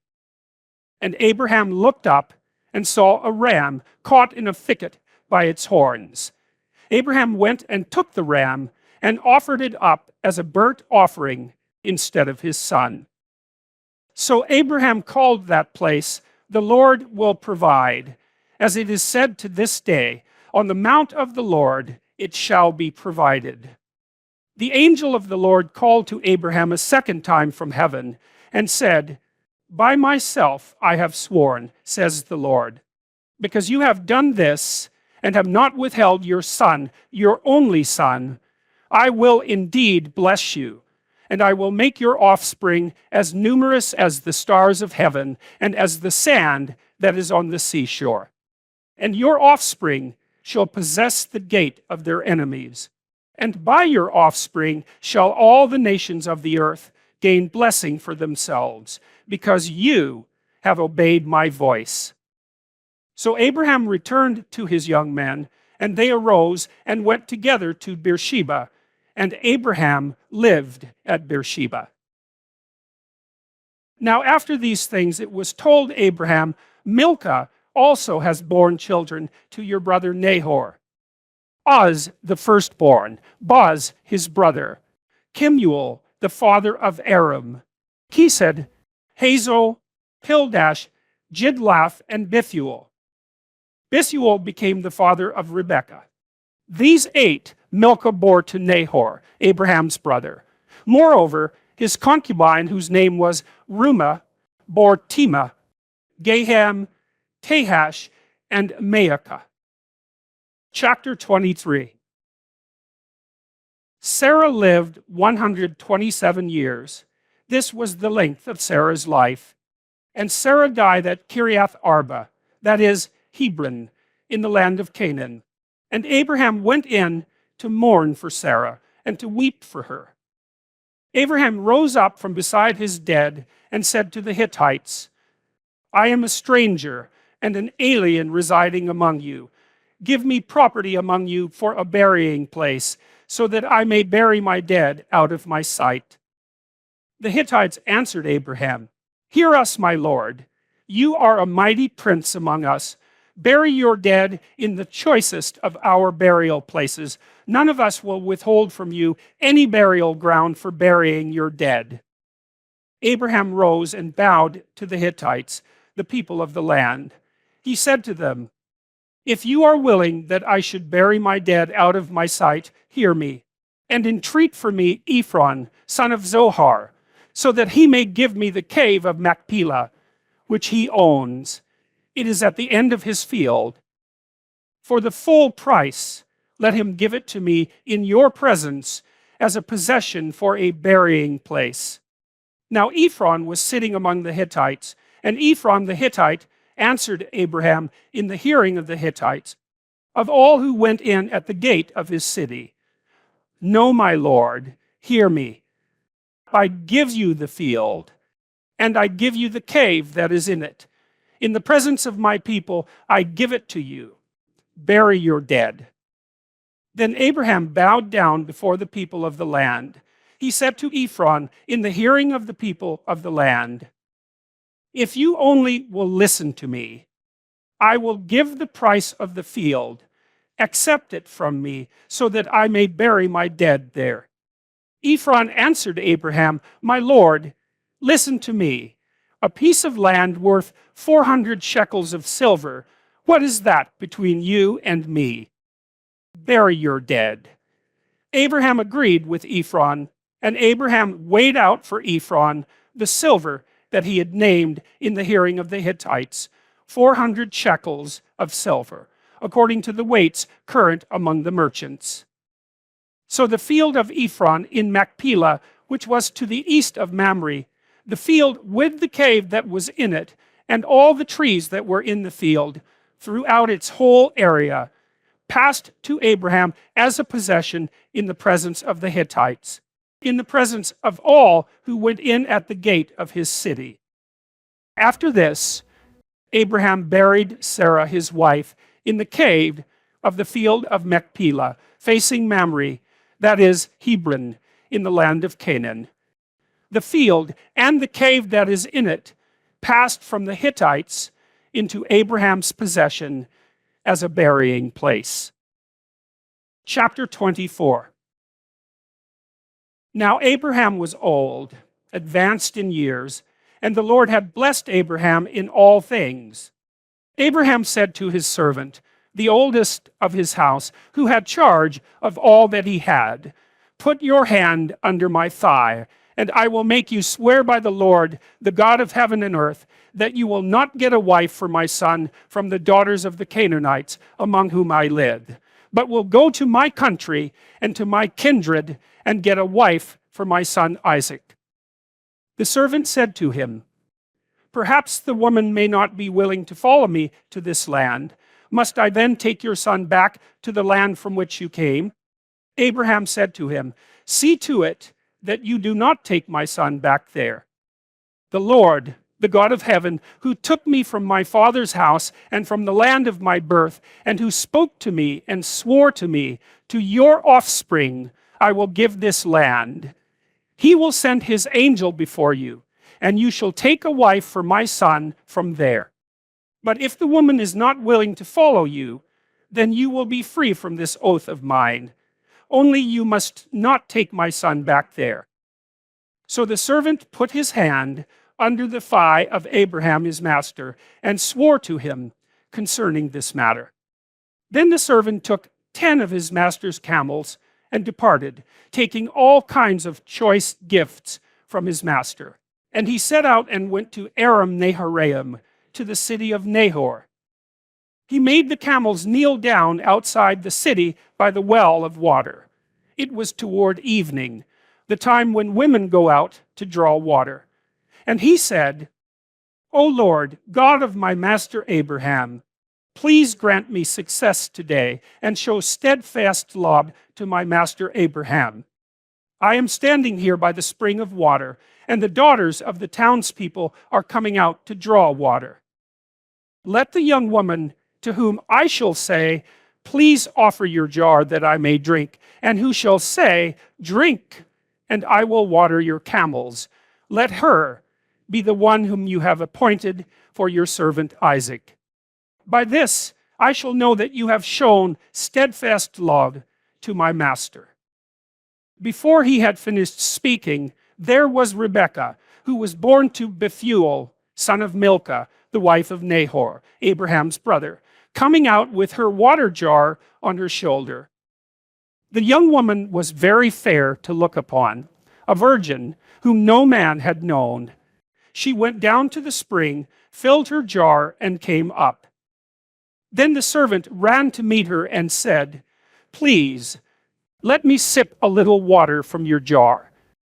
Drink, my lord, she said, and quickly lowered her jar upon her hand and gave him a drink.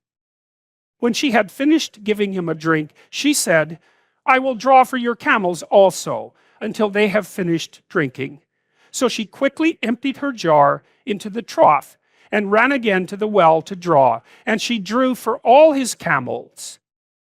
The man gazed at her in silence to learn whether or not the Lord had made his journey successful.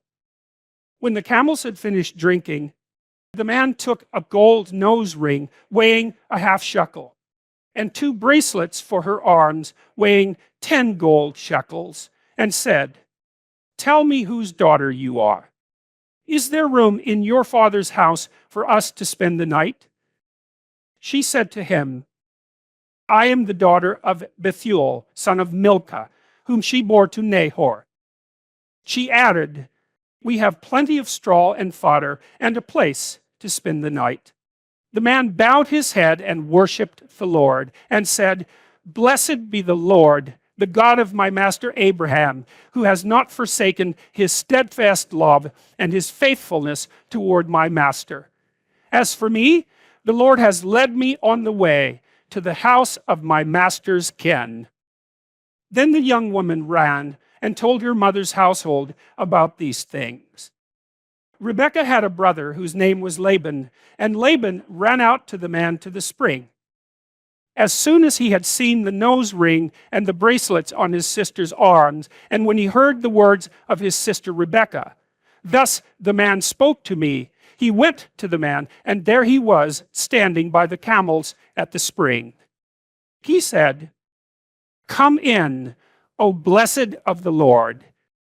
Why do you stand outside when I have prepared the house and a place for the camels? So the man came into the house, and Laban unloaded the camels and gave him straw and fodder for the camels and water to wash his feet and the feet of the men who were with him. Then food was set before him to eat, but he said, I will not eat until I have told my errand. He said, speak on. So he said, I am Abraham's servant. The Lord has greatly blessed my master, and he has become wealthy. He has given him flocks and herds, silver and gold, male and female slaves, camels and donkeys. And Sarah, my master's wife, bore a son to my master when she was old. And he has given him all that he has. My master made me swear, saying, you shall not take a wife for my son from the daughters of the Canaanites in whose land I live, but you shall go to my father's house, to my kindred, and get a wife for my son. I said to my master, perhaps the woman will not follow me. But he said to me, the Lord before whom I walk will send his angel with you and make your way successful. You shall get a wife for my son from my kindred, from my father's house. Then you will be free from my oath when you come to my kindred. Even if they will not give her to you, you will be free from my oath. I came today to the spring and said, O Lord, God of my master Abraham, if now you will only make successful the way I am going. I am standing here by the spring of water. Let the young woman who comes out to draw, to whom I shall say, please give me a little water from your jar to drink, and who will say to me, drink, and I will draw for your camels also. Let her be the woman whom the Lord has appointed for my master's son. Before I had finished speaking in my heart, there was Rebekah coming out with her water jar on her shoulder, and she went down to the spring and drew. I said to her, please let me drink. She quickly let down her jar from her shoulder and said, drink, and I will also water your camels. So I drank, and she also watered the camels. Then I asked her, whose daughter are you? She said, the daughter of Bethuel, Nahor's son, whom Milcah bore to him. So I put the ring on her nose and the bracelets on her arms. Then I bowed my head and worshipped the Lord and blessed the Lord, the God of my master Abraham, who had led me by the right way to obtain the daughter of my master's kinsman for his son. Now then, if you will deal loyally and truly with my master, tell me, and if not, tell me, so that I may turn either to the right end or to the left. Then Laban and Bethuel answered, the thing comes from the Lord. We cannot speak to you anything bad or good. Look, Rebekah is before you. Take her and go, and let her be the wife of your master's son, as the Lord has spoken. When Abraham's servant heard their words, he bowed himself to the ground before the Lord.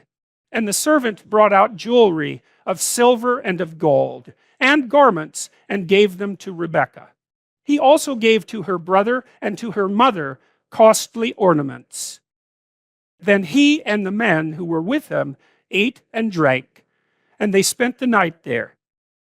When they rose in the morning, he said, send me back to my master. Her brother and her mother said, let the young woman remain with us a while, at least 10 days. After that she may go. But he said to them, do not delay me, since the Lord has made my journey successful. Let me go, that I may go to my master. They said, we will call the young woman and ask her. And they called Rebekah and said to her, will you go with this man? She said, I will. So they sent away their sister Rebekah and her nurse, along with Abraham's servant and his men. And they blessed Rebekah and said to her, may you, our sister, become thousands of myriads. May your offspring gain possession of the gates of their foes. Then Rebekah and her maids rose up, mounted the camels, and followed the man. And the servant took Rebekah and went his way. Now Isaac had come from Beer-lahai-roi and was settled in the Neged. Isaac went out in the evening to walk in the field, and looking up, he saw camels coming. And Rebekah looked up, and when she saw Isaac, she slipped quickly from the camel and said to the servant, who is the man over there, walking in the field to meet us? The servant said, it is my master. So she took her veil and covered herself. And the servant told Isaac all the things that he had done. Then Isaac brought her into his mother Sarah's tent. He took Rebekah, and she became his wife, and he loved her. So Isaac was comforted after his mother's death. Chapter 25. Abraham took another wife, whose name was Keturah. She bore him Zimran, Jokshan, Medan, Midian, Ishbak, and Shua. Jokshan was the father of Sheba and Dedan. The sons of Dedan were Asherim, Letushim, and Leaman. The sons of Midian were Ephah, Hanok, Abida, and Eldaah. All these were the children of Keturah. Abraham gave all he had to Isaac, but to the sons of his concubines, Abraham gave gifts while he was still living, and he sent them away from his son Isaac, eastward to the east country. This is the length of Abraham's life, 175 years. Abraham breathed his last and died in a good old age, old and full of years, and was gathered to his people. His sons Isaac and Ishmael buried him in the cave of Machpelah, in the field of Ephron, son of Zohar the Hittite, east of Mamre, the field that Abraham purchased from the Hittites. There Abraham was buried with his wife Sarah. After the death of Abraham, God blessed his son Isaac, and Isaac settled at Beer-lahai-roi. These are the descendants of Ishmael, Abraham's son, whom Hagar, the Egyptian, Sarah's slave, bore to Abraham. These are the names of the sons of Ishmael, named in the order of their birth. Nebaioth, the firstborn of Ishmael, and Kedar, Adbeel, Mibsam, Mishma, Duma, Massa, Hadad, Tema, Jeter, Naphish, and Terma. These are the sons of Ishmael, and these are their names by their villages and by their encampments, 12 princes according to their tribes. This is the length of the life of Ishmael, 137 years. He breathed his last and died, and was gathered to his people. They settled from Havilah to Shur, which is opposite Egypt, in the direction of Assyria. He settled down alongside all his people. These are the descendants of Isaac, Abraham's son. Abraham was the father of Isaac, and Isaac was 40 years old when he married Rebekah, daughter of Bethuel the Aramean of Padanaram, sister of Laban the Aramean. Isaac prayed to the Lord for his wife because she was barren, and the Lord granted his prayer, and his wife Rebekah conceived. The children struggled together within her, and she said, "If it is to be this way, why do I live?" So she went to inquire of the Lord, and the Lord said to her, "Two nations are in your womb, and two peoples born of you shall be divided. The one shall be stronger than the other. The elder shall serve the younger." When her time to give birth was at hand, there were twins in her womb. The first came out red, all his body like a hairy mantle, so they named him Esau. Afterward, his brother came out, with his hand gripping Esau's heel, so he was named Jacob. Isaac was 60 years old when she bore them.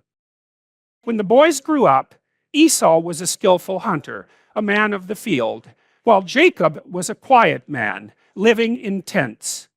Isaac loved Esau because he was fond of game, but Rebekah loved Jacob. Once when Jacob was cooking a stew, Esau came in from the field, and he was famished. Esau said to Jacob, "Let me eat some of that red stuff, for I am famished." Therefore he was called Edom. Jacob said, "First, sell me your birthright." Esau said, "I am about to die. Of what use is a birthright to me?"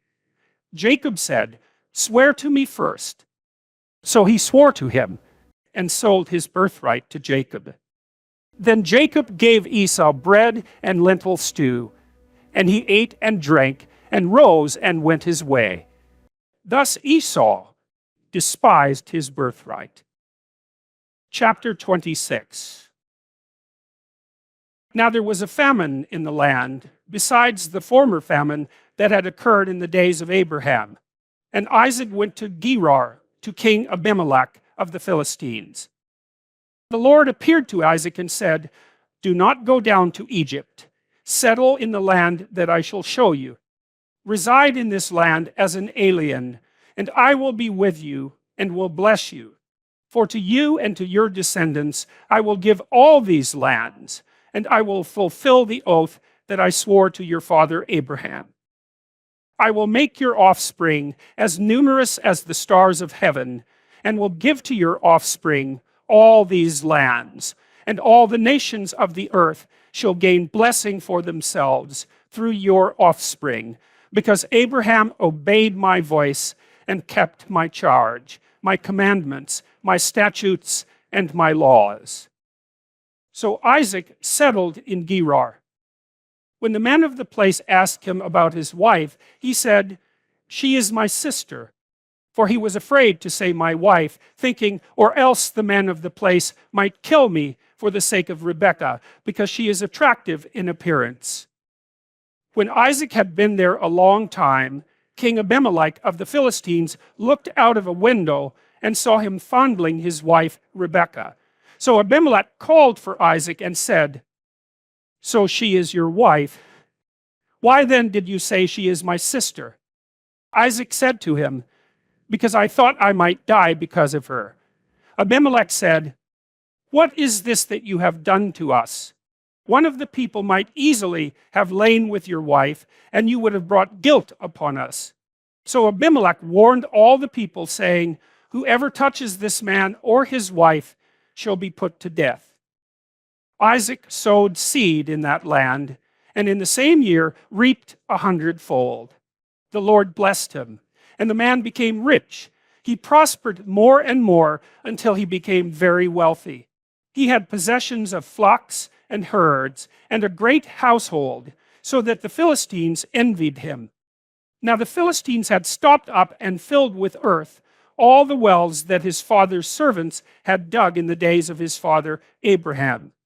And Abimelech said to Isaac, "Go away from us. You have become too powerful for us." So Isaac departed from there and camped in the Wadi Gerar and settled there. Isaac dug again the wells of water that had been dug in the days of his father Abraham, for the Philistines had stopped them up after the death of Abraham, and he gave them the names that his father had given them. But when Isaac's servants dug in the valley and found there a well of spring water, the herders of Gerar quarreled with Isaac's herders, saying, "The water is ours." So he called the well Esek, because they contended with him. Then they dug another well, and they quarreled over that one also, so he called it Sitnah. He moved from there and dug another well, and they did not quarrel over it. So he called it Rehoboth, saying, "Now the Lord has made room for us, and we shall be fruitful in the land." From there he went up to Beersheba, and that very night the Lord appeared to him and said, "I am the God of your father Abraham. Do not be afraid, for I am with you and will bless you, and make your offspring numerous for my servant Abraham's sake." So he built an altar there, called on the name of the Lord, and pitched his tent there. And there Isaac's servants dug a well. Then Abimelech went to him from Gerar with Ahuzzath his advisor, and Phicol, the commander of his army. Isaac said to them, "Why have you come to me, seeing that you hate me and have sent me away from you?" They said, "We see plainly that the Lord has been with you. So we say, let there be an oath between you and us, and let us make a covenant with you, so that you will do us no harm, just as we have not touched you and have done to you nothing but good, and have sent you away in peace. You are now the blessed of the Lord." So he made them a feast, and they ate and drank. In the morning they rose early and exchanged oaths, and Isaac set them on their way, and they departed from him in peace. That same day Isaac's servants came and told him about the well that they had dug, and said to him, "We have found water." He called it Shibah. Therefore, the name of the city is Beersheba to this day. When Esau was 40 years old, he married Judith, daughter of Beeri the Hittite, and Basemath, daughter of Elon the Hittite. And they made life bitter for Isaac and Rebekah. Chapter 27. When Isaac was old, and his eyes were dim, so that he could not see, he called his elder son Esau, and said to him, "My son." And he answered, "Here I am." He said, "See, I am old. I do not know the day of my death. Now then, take your weapons, your quiver and your bow, and go out to the field and hunt game for me. Then prepare for me savory food such as I like, and bring it to me to eat, so that I may bless you before I die." Now Rebekah was listening when Isaac spoke to his son Esau. So when Esau went to the field to hunt for game for his father, Rebekah said to her son Jacob, "I heard your father say to your brother Esau, 'Bring me game and prepare for me savory food to eat, that I may bless you before the Lord before I die.' Now therefore, my son, obey my word as I command you. Go to the flock and get me 2 choice kids, so that I may prepare from them savory food for your father, such as he likes. And you shall take it to your father to eat, so that he may bless you before he dies." But Jacob said to his mother Rebekah, "Look, my brother Esau is a hairy man, and I am a man of smooth skin. Perhaps my father will feel me, and I shall seem to be mocking him, and bring a curse on myself, and not a blessing." His mother said to him, "Let your curse be on me, my son. Only obey my word and go get them for me." So he went and got them and brought them to his mother, and his mother prepared savory food, such as his father loved. Then Rebekah took the best garments of her elder son Esau, which were with her in the house, and put them on her younger son Jacob. And she put the skins of the kids on his hands and on the smooth part of his neck. Then she handed the savory food and the bread that she had prepared to her son Jacob. So he went in to his father and said, "My father." And he said, "Here I am. Who are you, my son?" Jacob said to his father, "I am Esau, your firstborn. I have done as you told me. Now sit up and eat of my game, so that you may bless me." But Isaac said to his son, "How is it that you have found it so quickly, my son?" He answered, "Because the Lord your God granted me success."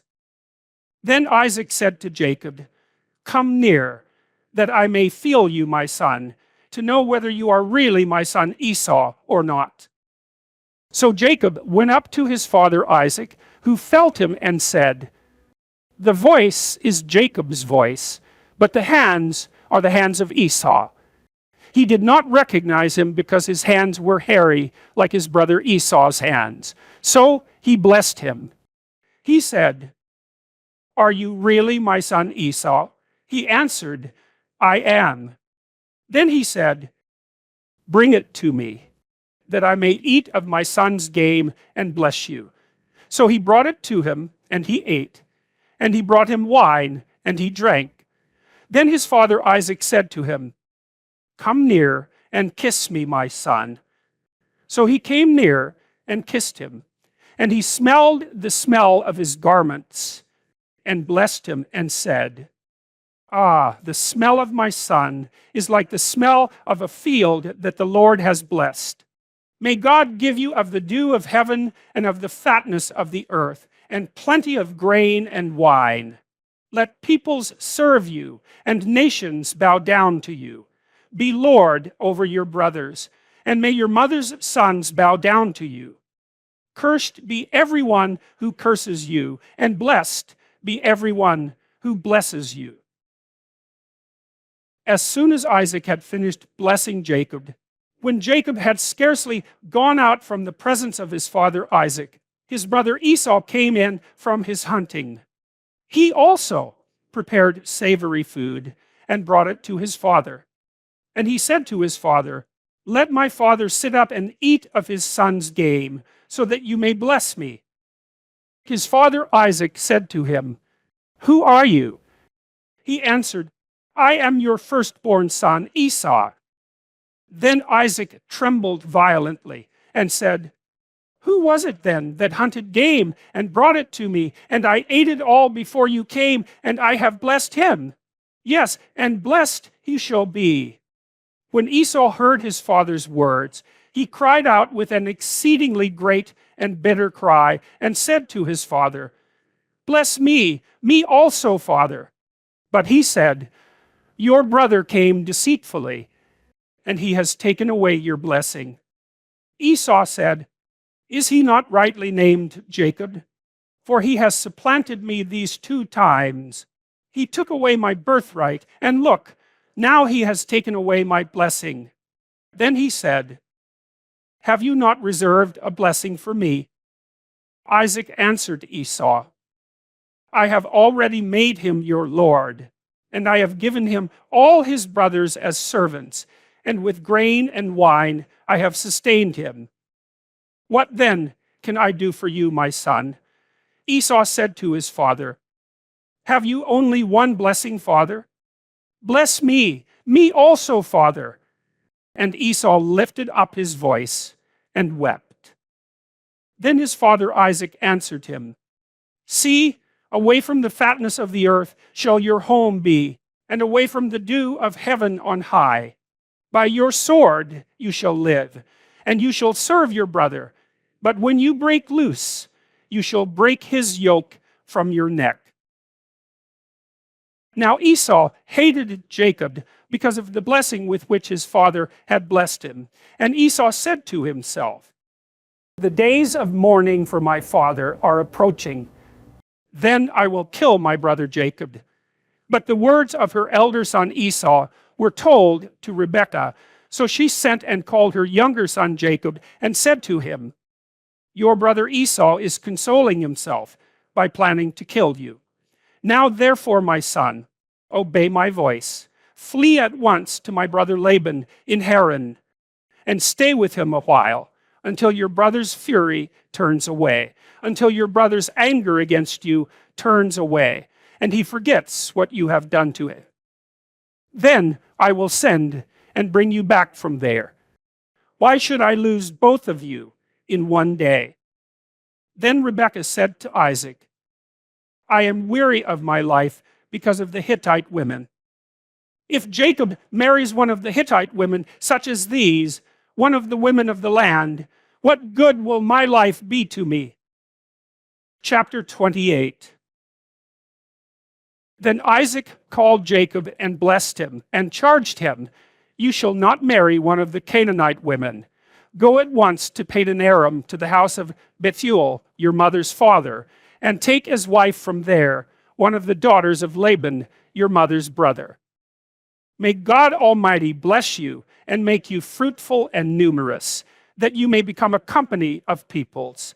May he give to you the blessing of Abraham, to you and to your offspring with you, so that you may take possession of the land where you now live as an alien, land that God gave to Abraham.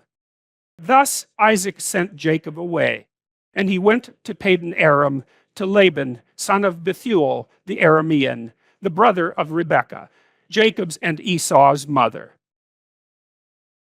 Now Esau saw that Isaac had blessed Jacob, and sent him away to Padan Aram to take a wife from there, and that as he blessed him, he charged him, You shall not marry one of the Canaanite women, and that Jacob had obeyed his father and his mother, and gone to Padan Aram.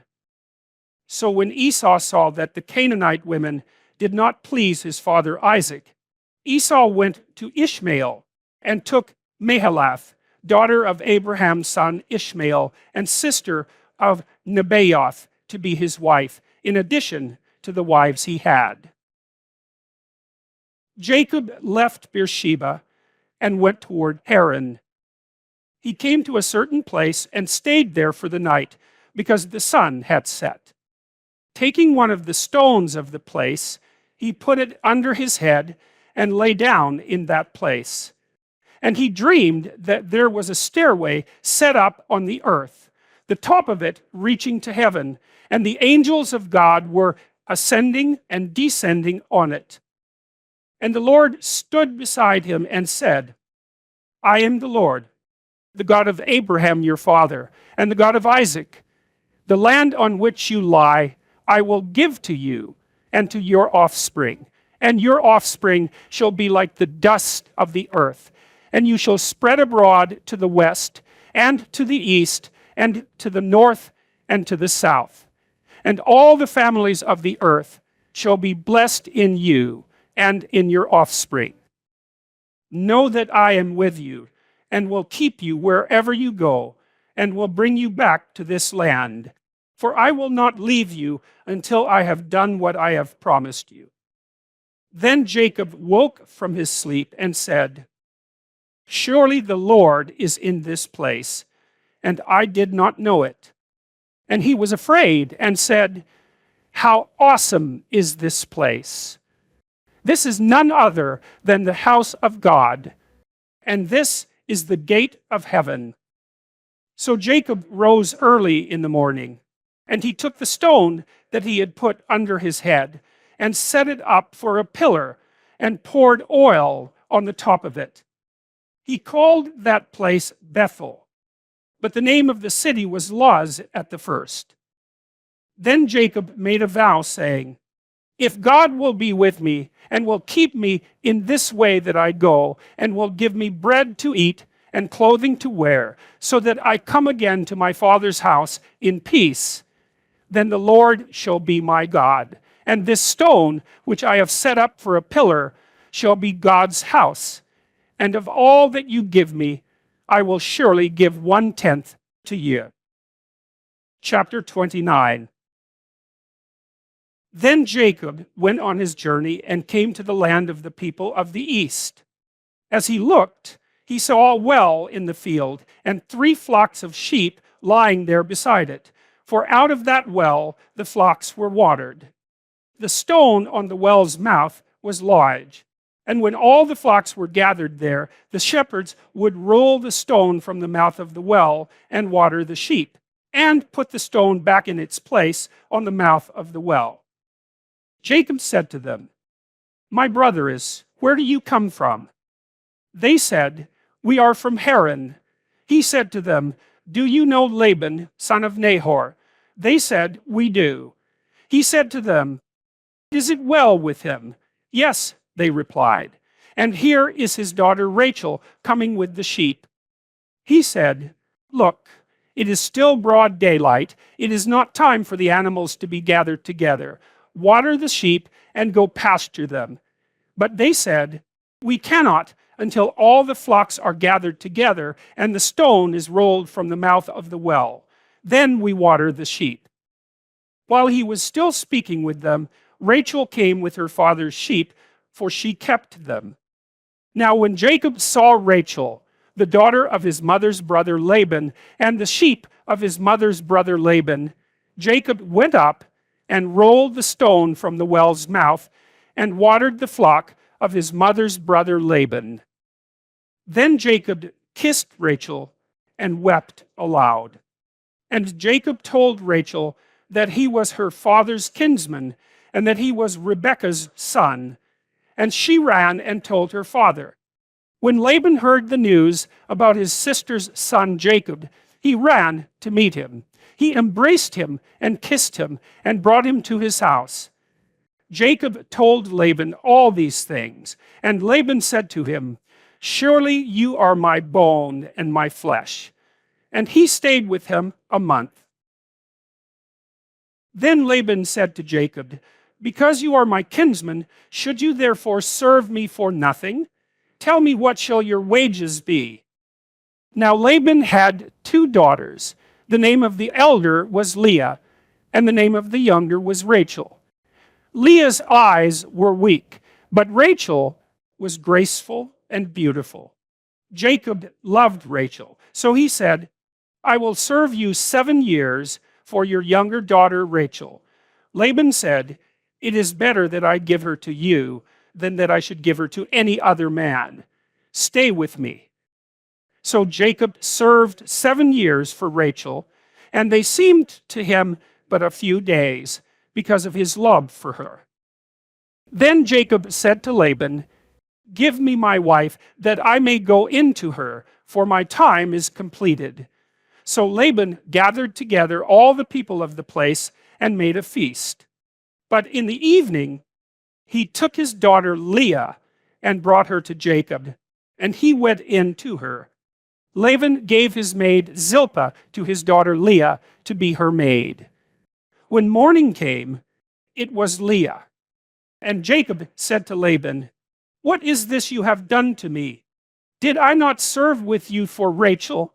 Why then have you deceived me?" Laban said, "This is not done in our country, giving the younger before the firstborn. Complete the week of this one, and we will give you the other also in return for serving me another 7 years." Jacob did so and completed her week. Then Laban gave him his daughter Rachel as a wife. Laban gave his maid Bilhah to his daughter Rachel to be her maid. So Jacob went in to Rachel also, and he loved Rachel more than Leah. He served Laban for another 7 years. When the Lord saw that Leah was unloved, he opened her womb, but Rachel was barren. Leah conceived and bore a son, and she named him Reuben, for she said, "Because the Lord has looked on my affliction, surely now my husband will love me." She conceived again and bore a son, and said, "Because the Lord has heard that I am hated, he has given me this son also." And she named him Simeon. Again she conceived and bore a son, and said, "Now this time my husband will be joined to me, because I have borne him 3 sons. Therefore he was named Levi." She conceived again and bore a son, and said, "This time I will praise the Lord." Therefore she named him Judah. Then she ceased bearing. Chapter 30. When Rachel saw that she bore Jacob no children, she envied her sister, and she said to Jacob, "Give me children, or I shall die." Jacob became very angry with Rachel and said, "Am I in the place of God, who has withheld from you the fruit of the womb?" Then she said, "Here is my maid Bilhah. Go into her, that she may bear upon my knees, and that I too may have children through her." So she gave him her maid Bilhah as a wife, and Jacob went in to her. And Bilhah conceived and bore Jacob a son. Then Rachel said, "God has judged me, and has also heard my voice, and given me a son." Therefore she named him Dan. Rachel's maid Bilhah conceived again, and bore Jacob a second son. Then Rachel said, "With mighty wrestlings I have wrestled with my sister, and have prevailed." So she named him Naphtali. When Leah saw that she had ceased bearing children, she took her maid Zilpah and gave her to Jacob as a wife. Then Leah's maid Zilpah bore Jacob a son. And Leah said, "Good fortune." So she named him Gad. Leah's maid Zilpah bore Jacob a second son. And Leah said, "Happy am I, for the women will call me happy." So she named him Asher. In the days of wheat harvest, Reuben went and found mandrakes in the field, and brought them to his mother Leah. Then Rachel said to Leah, "Please, give me some of your son's mandrakes." But she said to her, "Is it a small matter that you have taken away my husband? Would you take away my son's mandrakes also?" Rachel said, "Then he may lie with you tonight for your son's mandrakes."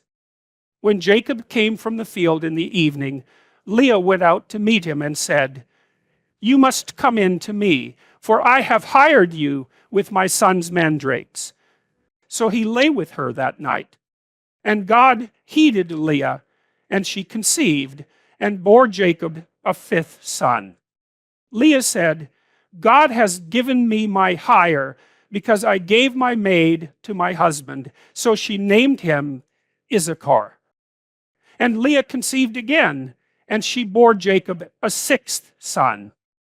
Then Leah said, God has endowed me with a good gift.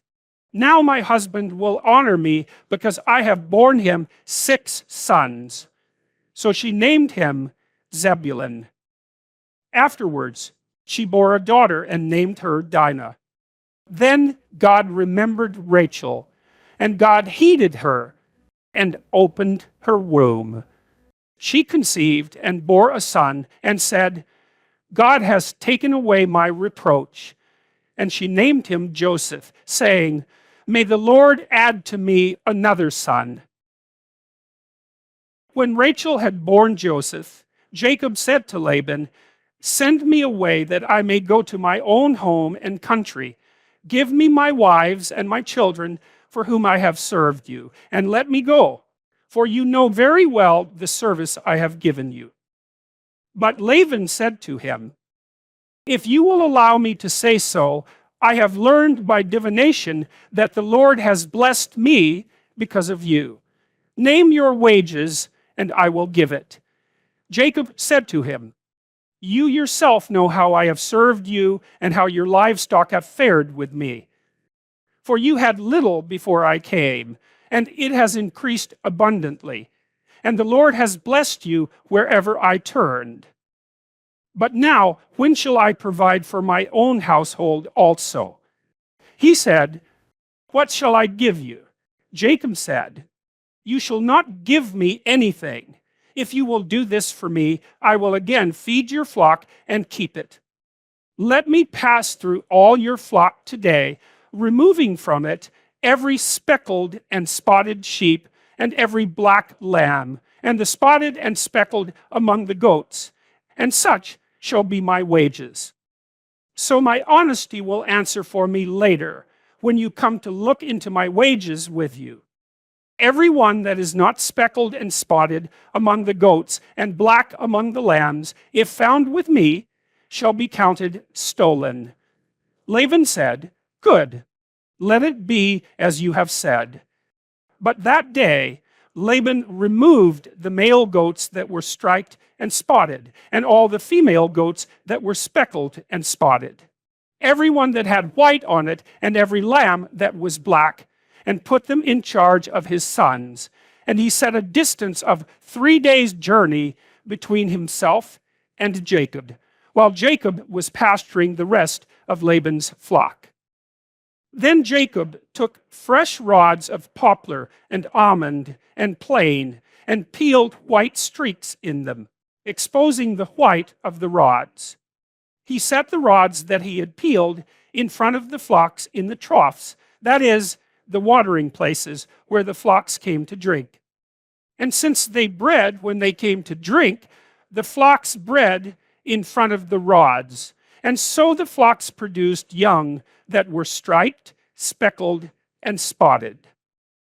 Jacob separated the lands and set the faces of the flocks toward the striped and the completely black animals in the flock of Laban, and he put his own droves apart and did not put them with Laban's flock. Whenever the stronger of the flock were breeding, Jacob laid the rods in the troughs before the eyes of the flock, that they might breed among the rods. But for the feebler of the flock, he did not lay them there.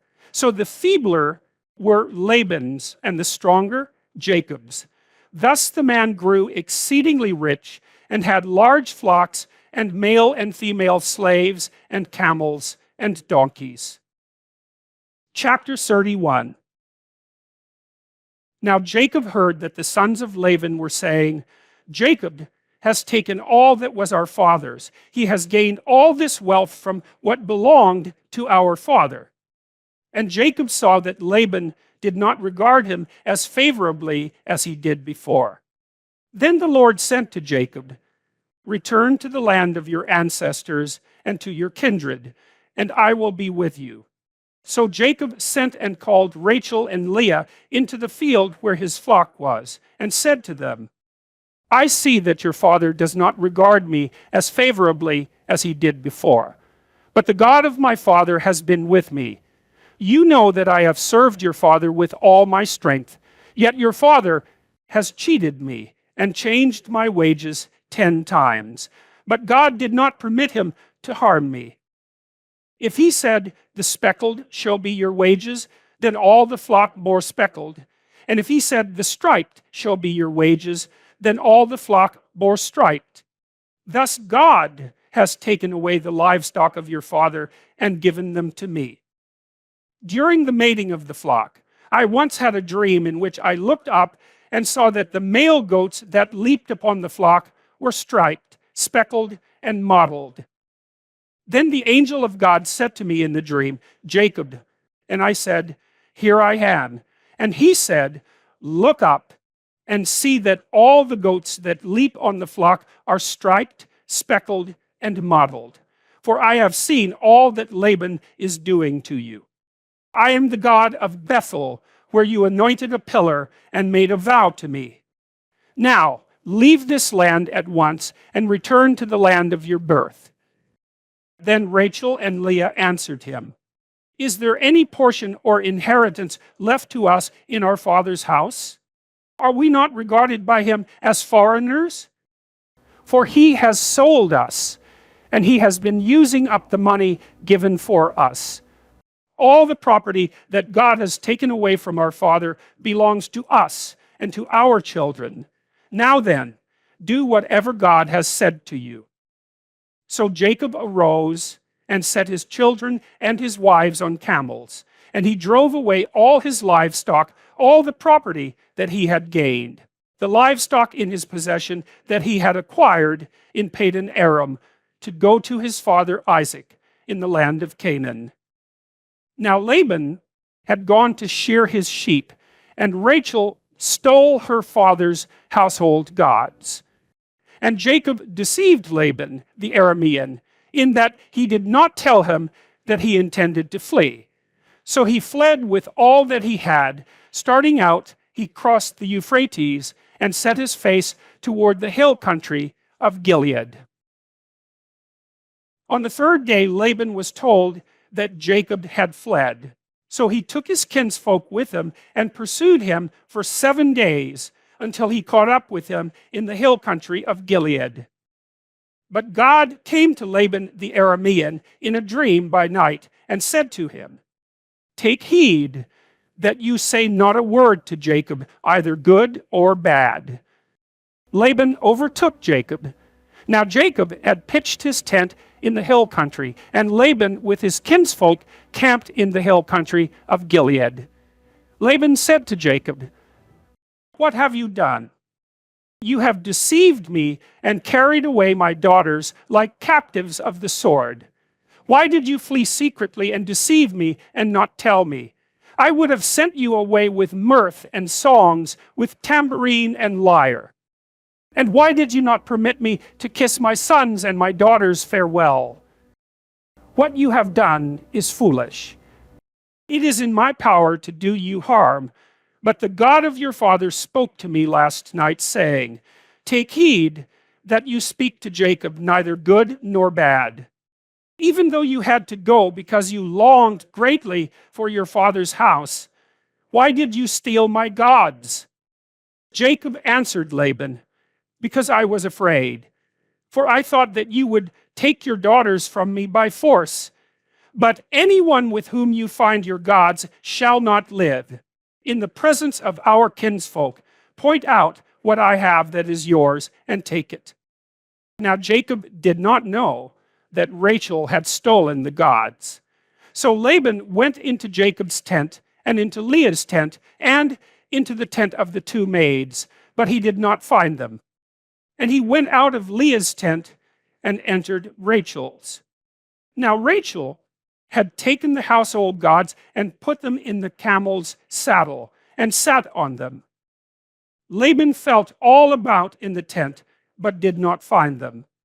And she said to her father, let not my lord be angry that I cannot rise before you, for the way of women is upon me. So he searched, but did not find the household gods. Then Jacob became angry and upbraided Laban. Jacob said to Laban, "What is my offense? What is my sin that you have hotly pursued me? Although you have felt about through all my goods, what have you found of all your household goods?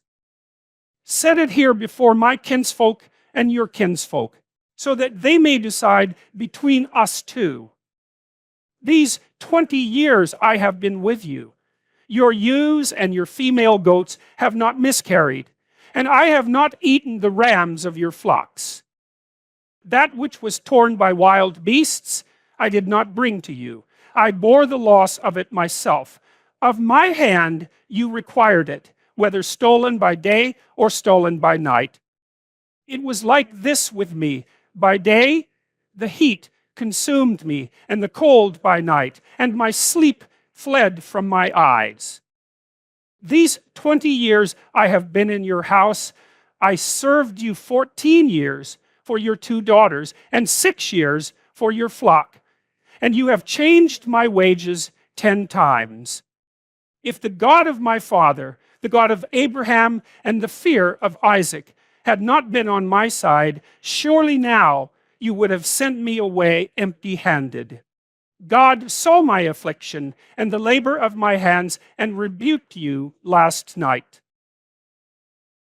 Then Laban answered and said to Jacob, "The daughters are my daughters. The children are my children. The flocks are my flocks. And all that you see is mine. But what can I do today about these daughters of mine, or about their children whom they have borne? Come now, let us make a covenant, you and I, and let it be a witness between you and me." So Jacob took a stone and set it up as a pillar. And Jacob said to his kinsfolk, "Gather stones." And they took stones and made a heap, and they ate there by the heap. Laban called it Jegar-sahadutha, but Jacob called it Galeed. Laban said, "This heap is a witness between you and me today." Therefore he called it Galeed, and the pillar Mizpah. For he said, "The Lord watch between you and me when we are absent one from the other. If you ill-treat my daughters, or if you take wives in addition to my daughters, though no one else is with us, remember that God is witness between you and me." Then Laban said to Jacob, "See this heap, and see the pillar which I have set between you and me. This heap is a witness, and the pillar is a witness, that I will not pass beyond this heap to you, and you will not pass beyond this heap and this pillar to me, Tzirhem. May the God of Abraham and the God of Nahor judge between us." So Jacob swore by the fear of his father Isaac, and Jacob offered a sacrifice on the height and called his kinsfolk to eat bread. And they ate bread and tarried all night in the hill country. Early in the morning, Laban rose up and kissed his grandchildren and his daughters and blessed them. Then he departed and returned home. Chapter 32. Jacob went on his way, and the angels of God met him. When Jacob saw them, he said, "This is God's camp." So he called the place Mahanaim. Jacob sent messengers before him to his brother Esau in the land of Seir, the country of Edom, instructing them, "Thus you shall say to my lord Esau, thus says your servant Jacob, I have lived with Laban as an alien and stayed until now, and I have oxen, donkeys, flocks, male and female slaves, and I have sent to tell my lord, in order that I may find favor in your sight." The messengers returned to Jacob, saying, "We came to your brother Esau, and he is coming to meet you, and 400 men are with him." Then Jacob was greatly afraid and distressed, and he divided the people who were with him, and the flocks and herds and camels into two companies, thinking, if Esau comes to the one company and destroys it, then the company that is left will escape.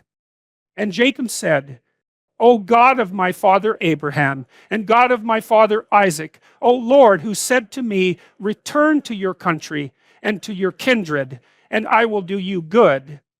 I am not worthy of the least of all the steadfast love and all the faithfulness that you have shown to your servant. For with only my staff I crossed this Jordan, and now I have become two companies. Deliver me, please, from the hand of my brother, from the hand of Esau, for I am afraid of him. He may come and kill us all, the mothers with the children. Yet you have said, I will surely do you good and make your offspring as the sand of the sea, which cannot be counted because of their number.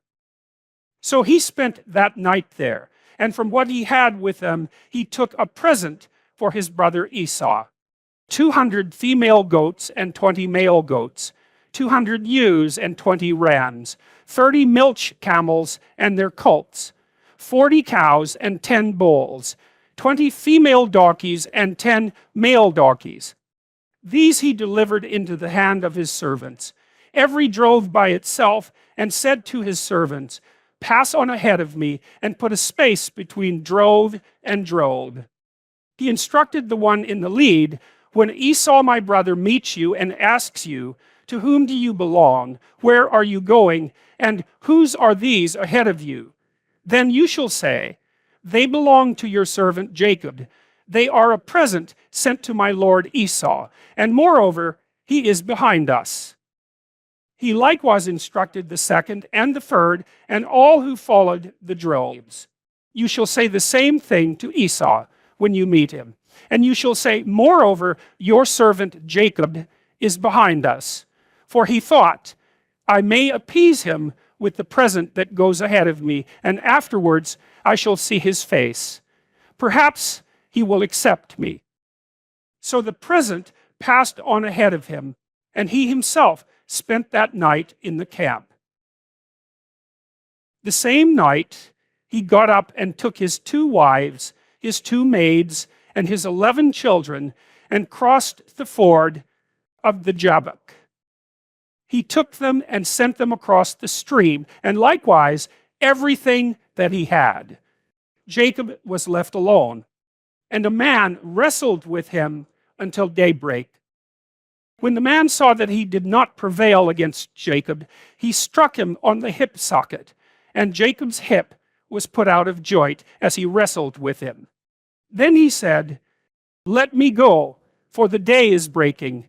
But Jacob said, I will not let you go unless you bless me. So he said to him, what is your name? And he said, Jacob. Then the man said, you shall no longer be called Jacob, but Israel, for you have striven with God and with humans and have prevailed. Then Jacob asked him, please tell me your name. But he said, why is it that you ask my name? And there he blessed him. So Jacob called the place Peniel, saying, for I have seen God face to face, yet my life is preserved. The sun rose upon him as he passed Peniel, limping because of his hip. Therefore to this day the Israelites do not eat the thigh muscle that is on the hip socket, because he struck Jacob on the hip socket at the thigh muscle. Chapter 33.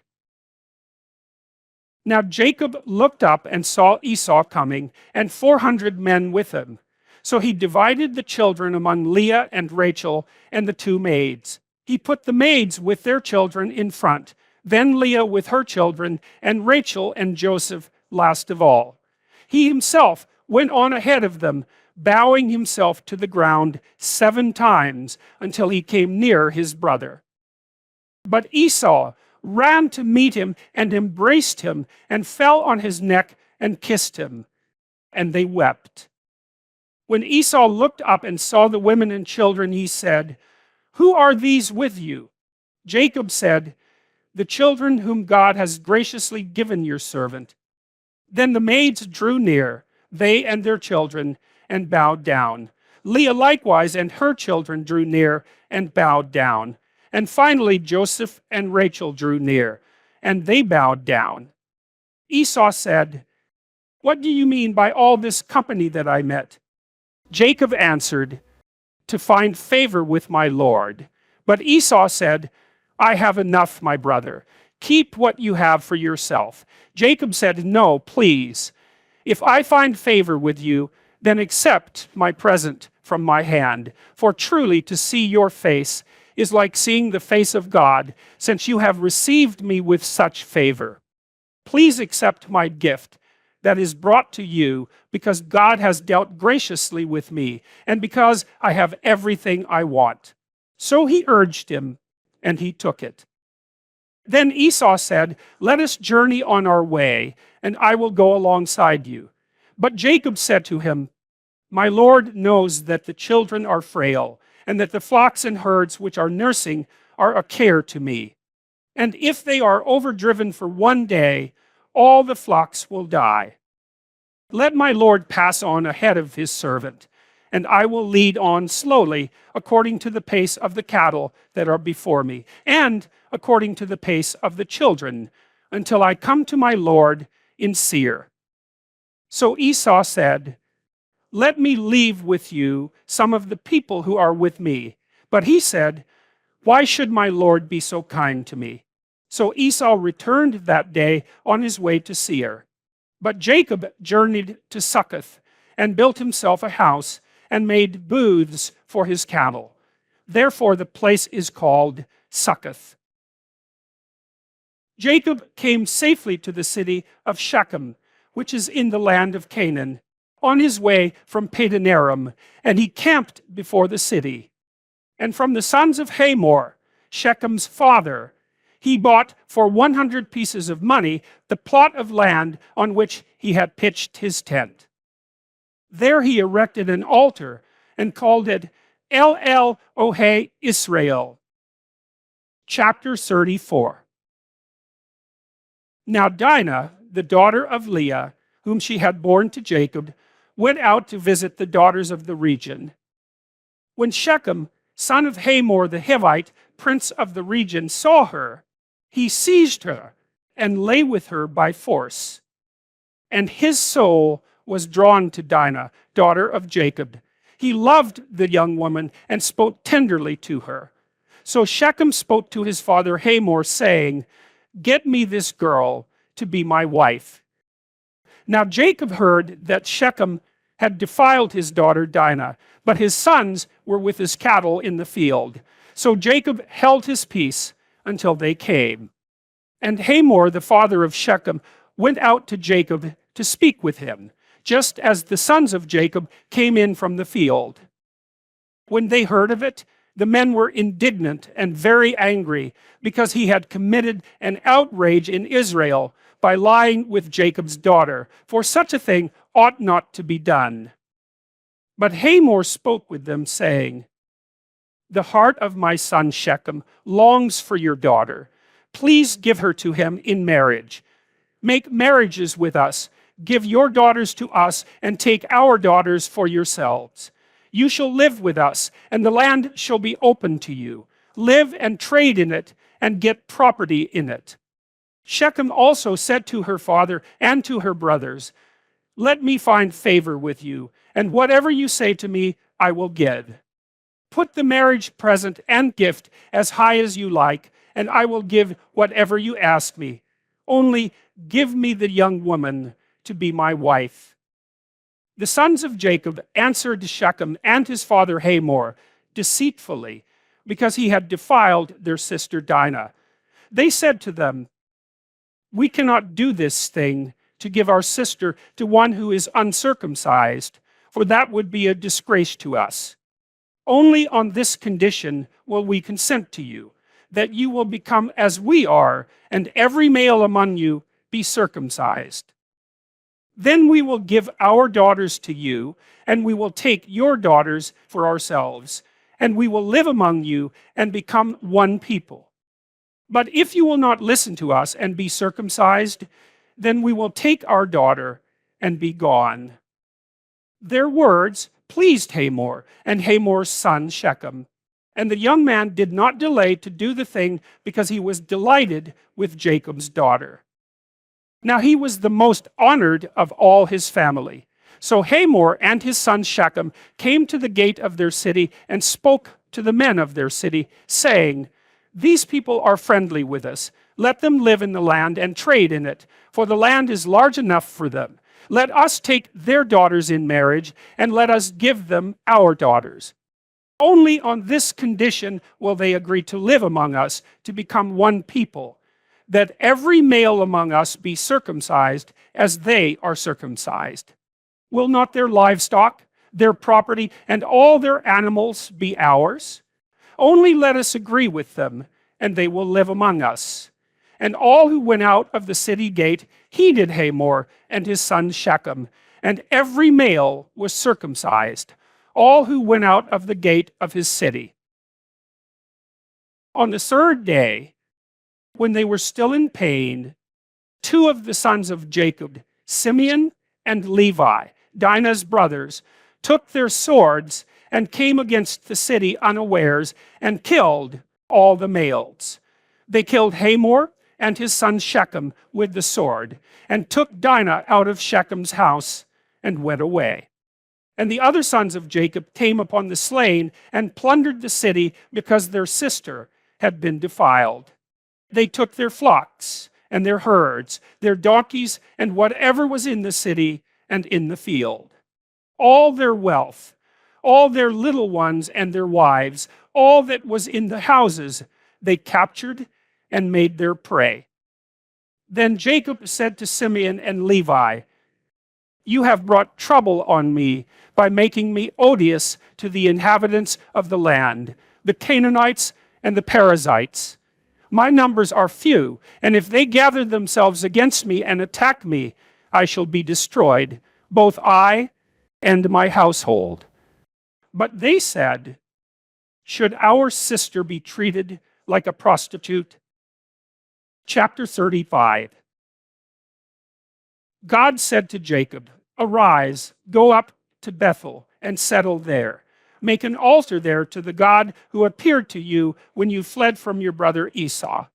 So Jacob said to his household and to all who were with him, "Put away the foreign gods that are among you, and purify yourselves, and change your clothes. Then come, let us go up to Bethel, that I may make an altar there to the God who answered me in the day of my distress, and has been with me wherever I have gone." So they gave to Jacob all the foreign gods that they had, and the rings that were in their ears, and Jacob hid them under the oak that was near Shechem. As they journeyed, a terror from God fell upon the cities all around them, so that no one pursued them. Jacob came to Luz, that is, Bethel, which is in the land of Canaan, he and all the people who were with him. And there he built an altar and called the place El Bethel, because it was there that God had revealed himself to him when he fled from his brother. And Deborah, Rebekah's nurse, died, and she was buried under an oak below Bethel. So it was called Allon Bacuth. God appeared to Jacob again when he came from Padanaram, and he blessed him. God said to him, "Your name is Jacob. No longer shall you be called Jacob, but Israel shall be your name." So he was called Israel. God said to him, "I am God Almighty. Be fruitful and multiply. A nation and a company of nations shall come from you, and kings shall spring from you.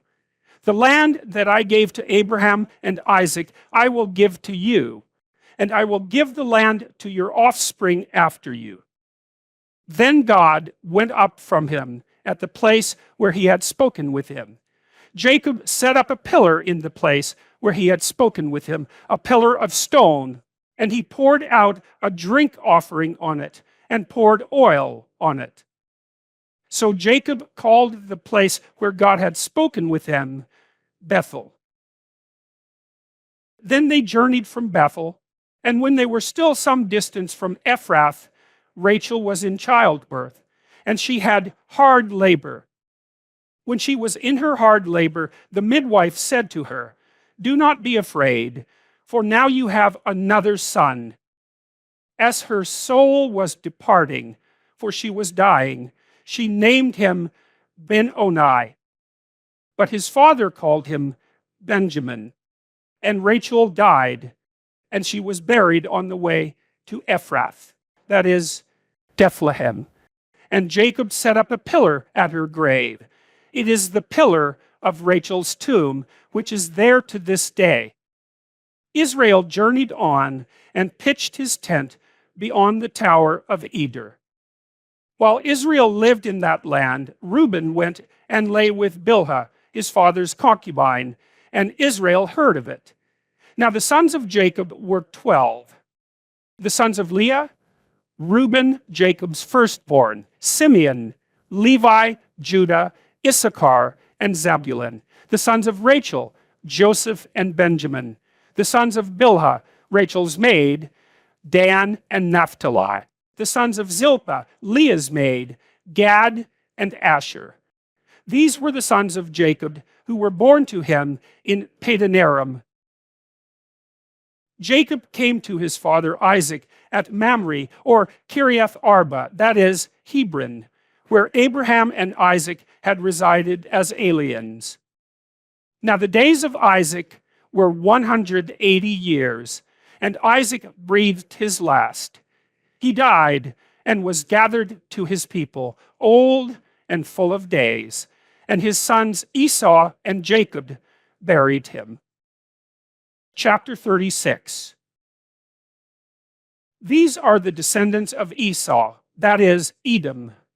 Esau took his wives from the Canaanites, Adah, daughter of Elon the Hittite, Aholibamah, daughter of Anah, son of Zibeon the Hivite, and Basemath, Ishmael's daughter, sister of Nebaioth. Adah bore Eliphaz to Esau. Basemath bore Reuel, and Aholibamah bore Jeush, Jalem, and Korah. These are the sons of Esau, who were born to him in the land of Canaan. Then Esau took his wives, his sons, his daughters, and all the members of his household, his cattle, all his livestock, and all the property he had acquired in the land of Canaan, and he moved it to a land some distance from his brother Jacob. For their possessions were too great for them to live together. The land where they were staying could not support them because of their livestock. So Esau settled in the hill country of Seir. Esau is Edom. These are the descendants of Esau, ancestor of the Edomites in the hill country of Seir. These are the names of Esau's sons. Eliphaz, the son of Adah, the wife of Esau. Reuel, the son of Esau's wife, Basemath. The sons of Eliphaz were Teman, Omar, Zepho, Gatam, and Kenaz. Timnah was a concubine of Eliphaz, Esau's son. She bore Amalek to Eliphaz. These were the sons of Adah, Esau's wife. These were the sons of Reuel, Nahash, Zerah, Shammah, and Mizah. These were the sons of Basemath, Esau's wife. These were the sons of Esau's wife, Aholibamah, daughter of Anah, son of Zibeon. She bore to Esau Jeush, Jalem, and Korah. These are the clans of the sons of Esau, the sons of Eliphaz, the firstborn of Esau. The clans Teman, Omar, Zepho, Kenaz, Korah, Gatam, and Amalek. These are the clans of Eliphaz in the land of Edom. They are the sons of Adah. These are the sons of Esau's son Reuel, the clans Nahash, Zerah, Shammah, and Mizah. These are the clans of Reuel in the land of Edom. They are the sons of Esau's wife, Basemath. These are the sons of Esau's wife, Aholibamah. The clans Jeush, Jalem, and Korah. These are the clans born of Esau's wife, Aholibamah, the daughter of Anah. These are the sons of Esau, that is, Edom, and these are their clans. These are the sons of Seir, the Horite, the inhabitants of the land, Lotan, Shobal, Zibeon, Anah, Dishon, Ezer, and Dishan. These are the clans of the Horites, the sons of Seir, in the land of Edom. The sons of Lotan were Hori and Heman, and Lotan's sister was Timnah. These are the sons of Shobal, Alvan, Manahath, Ebal, Shephal, and Onam. These are the sons of Zibeon, Aya, and Anah. He is the Anah who found the springs in the wilderness as he pastured the donkeys of his father Zibeon. These are the children of Anah, Dishon and Aholibamah, daughter of Anah. These are the sons of Dishon, Hemdan, Eshban, Ithran, and Kiran. These are the sons of Ezer, Bilhan, Zavan, and Achan. These are the sons of Dishan, Uz, and Aran. These are the clans of the Horites, the clans Lotan, Shobal, Zibeon, Anah, Dishon, Ezer, and Dishan. These are the clans of the Horites, clan by clan, in the land of Seir. These are the kings who reigned in the land of Edom before any king reigned over the Israelites. Bela, son of Beor, reigned in Edom, the name of his city being Dinhabah. Bela died, and Jobab, son of Zerah of Basra, succeeded him as king. Jobab died, and Husham of the land of the Temanites succeeded him as king. Husham died, and Hadad, son of Bedad, who defeated Midian in the country of Moab, succeeded him as king, the name of his city being Avith. Hadad died, and Samlah of Masrekah succeeded him as king. Samlah died, and Shaul of Rehoboth on the Euphrates succeeded him as king. Shaul died, and Baal-Hanan, son of Akbor, succeeded him as king. Baal-Hanan, son of Akbor, died, and Hadar succeeded him as king, the name of his city being Pau. His wife's name was Mehetabel, the daughter of Natrid, daughter of Mezahad. These are the names of the clans of Esau, according to their families and their localities by their names. The clans Timnah, Alva, Jetheth, Aholibamah, Elah, Pinon, Kenaz, Teman, Midzar, Magdiel, and Iram. These are the clans of Edom, that is Esau, the father of Edom, according to their settlements in the land that they held. Chapter 37. Jacob settled in the land where his father had lived as an alien, the land of Canaan. These are the descendants of Jacob. Joseph, being 17 years old, was shepherding the flock with his brothers. He was a helper to the sons of Bilhah and Zilpah, his father's wives, and Joseph brought a bad report of them to their father. Now Israel loved Joseph more than any other of his children, because he was the son of his old age, and he made him an ornamented robe. But when his brothers saw that their father loved him more than all his brothers, they hated him and could not speak peaceably to him. Once Joseph had a dream, and when he told it to his brothers, they hated him even more. He said to them, "Listen to this dream that I dreamed. There we were, binding sheaves in the field. Suddenly my sheaf rose and stood upright. Then your sheaves gathered around it and bound down to my sheaf." His brothers said to him, Are you indeed to reign over us? Are you indeed to have dominion over us? So they hated him even more because of his dreams and his words. He had another dream and told it to his brothers, saying, "Look, I have had another dream. The sun, the moon, and 11 stars were bowing down to me." But when he told it to his father and to his father rebuked him and said to him, "What kind of dream is this that you have had? Shall we indeed come, I and your mother and your brothers, and bow to the ground before you?" So his brothers were jealous of it. But his father kept the matter in mind. Now his brothers went to pasture their father's flock near Shechem. And Israel said to Joseph, "Are not your brothers pasturing the flock at Shechem? Come, I will send you to them." He answered, "Here I am." So he said to him, "Go now, see if it is well with your brothers and with the flock, and bring word back to me." So he sent him from the valley of Hebron.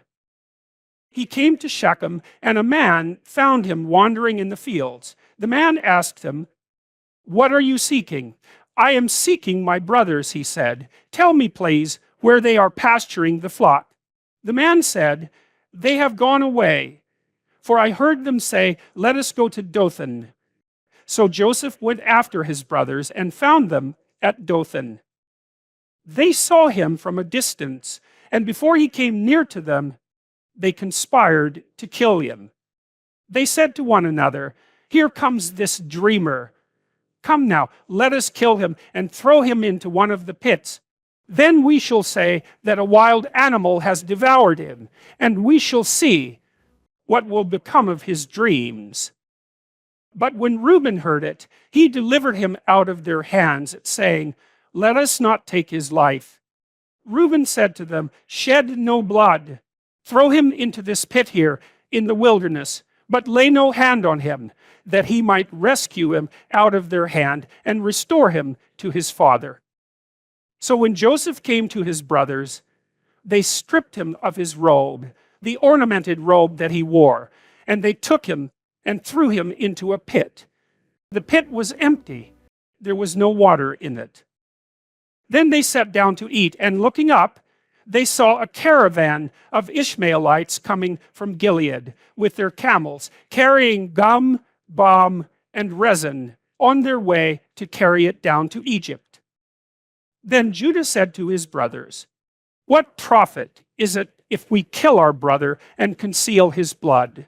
Come, let us sell him to the Ishmaelites and not lay our hands on him, for he is our brother, our own flesh." And his brothers agreed.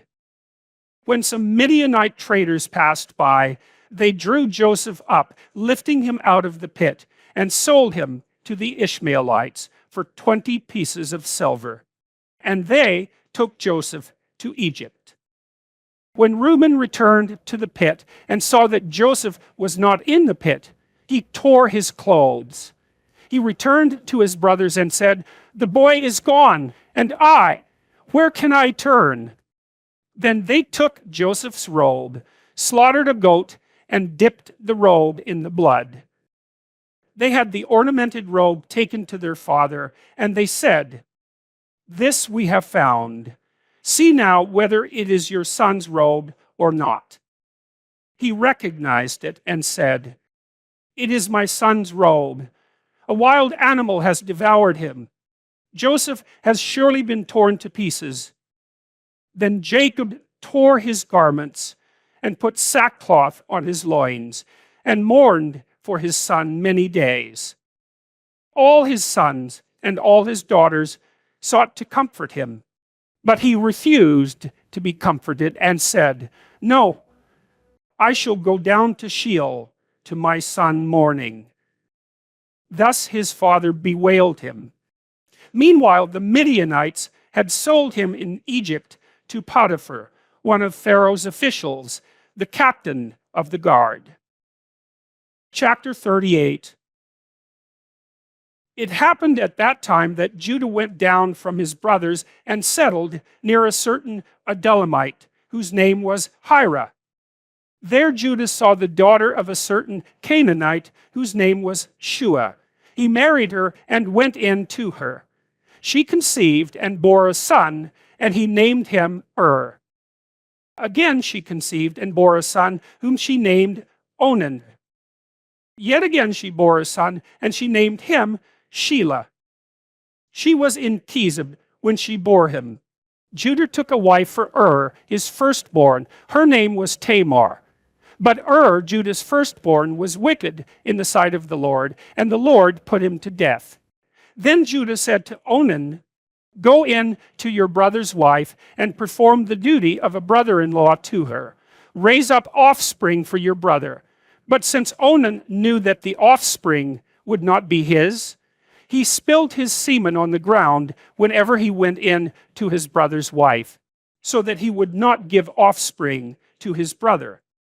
What he did was displeasing in the sight of the Lord, and he put him to death also. Then Judah said to his daughter-in-law Tamar, "Remain a widow in your father's house until my son Shelah grows up." For he feared that he too would die like his brothers. So Tamar went to live in her father's house. In course of time, the wife of Judah, Shua's daughter, died. When Judah's time of mourning was over, he went up to Timnah to his sheep shearers, he and his friend Hira the Adulamite. When Tamar was told, "Your father-in-law is going up to Timnah to shear his sheep," she put off her widow's garments, put on a veil, wrapped herself up, and sat down at the entrance to Enaim, which is on the road to Timnah. She saw that Shelah was grown up, yet she had not been given to him in marriage. When Judah saw her, he thought her to be a prostitute, for she had covered her face. He went over to her at the roadside and said, "Come, let me come in to you," for he did not know that she was his daughter-in-law. She said, "What will you give me that you may come in to me?" He answered, "I will send you a kid from the flock." And she said, "Only if you give me a pledge until you send it." He said, "What pledge shall I give you?" She replied, "Your signet and your cord and the staff that is in your hand." So he gave them to her and went in to her, and she conceived by him. Then she got up and went away, and taking off her veil, she put on the garments of her widowhood. When Judah sent the kid by his friend the Adulamite to recover the pledge from the woman, he could not find her. He asked the townspeople, "Where is the prostitute who was at Enaim by the wayside?" But they said, "No prostitute has been here." So he returned to Judah and said, "I have not found her." Moreover, the townspeople said, "No prostitute has been here." Judah replied, "Let her keep the things as her own, otherwise we will be laughed at. You see, I sent this kid, and you could not find her." About 3 months later, Judah was told, "Your daughter-in-law Tamar has prostituted herself. Moreover, she is pregnant as a result of prostitution." And Judah said, "Bring her out and let her be burned." As she was being brought out, she sent word to her father-in-law, "It was the owner of these who made me pregnant." And she said, "Take note, please, whose these are, the signet and the cord and the staff." Then Judah acknowledged to them and said, "She is more in the right than I, since I did not give her to my son Shelah, and he did not lie with her again." When the time of her delivery came, there were twins in her womb. While she was in labor, one put out a hand, and the midwife took and bound on his hand a crimson thread, saying, "This one came out first." But just then he drew back his hand, and out came his brother. And she said, "What a breach you have made for yourself." Therefore he was named Perez, after his brother came out with the crimson thread on his hand, and he was named Zerah. Chapter 39. Now Joseph was taken down to Egypt, and Potiphar, an officer of Pharaoh, the captain of the guard, an Egyptian, bought him from the Ishmaelites who had brought him down there. The Lord was with Joseph, and he became a successful man. He was in the house of his Egyptian master. His master saw that the Lord was with him, and that the Lord caused all that he did to prosper in his hands. So Joseph found favor in his sight and attended him. He made him overseer of his house and put him in charge of all that he had. From the time that he made him overseer in his house and over all that he had, the Lord blessed the Egyptian's house for Joseph's sake. The blessing of the Lord was on all that he had, in house and field. So he left all that he had in Joseph's charge, and with him there he had no concern for anything but the food that he ate. Now Joseph was handsome and good-looking, and after a time his master's wife cast her eyes on Joseph and said, "Lie with me." But he refused and said to his master's wife, "Look, with me here, my master has no concern about anything in the house, and he has put everything that he has in my hand. He is not greater in this house than I am, nor has he kept back anything from me, except yourself, because you are his wife.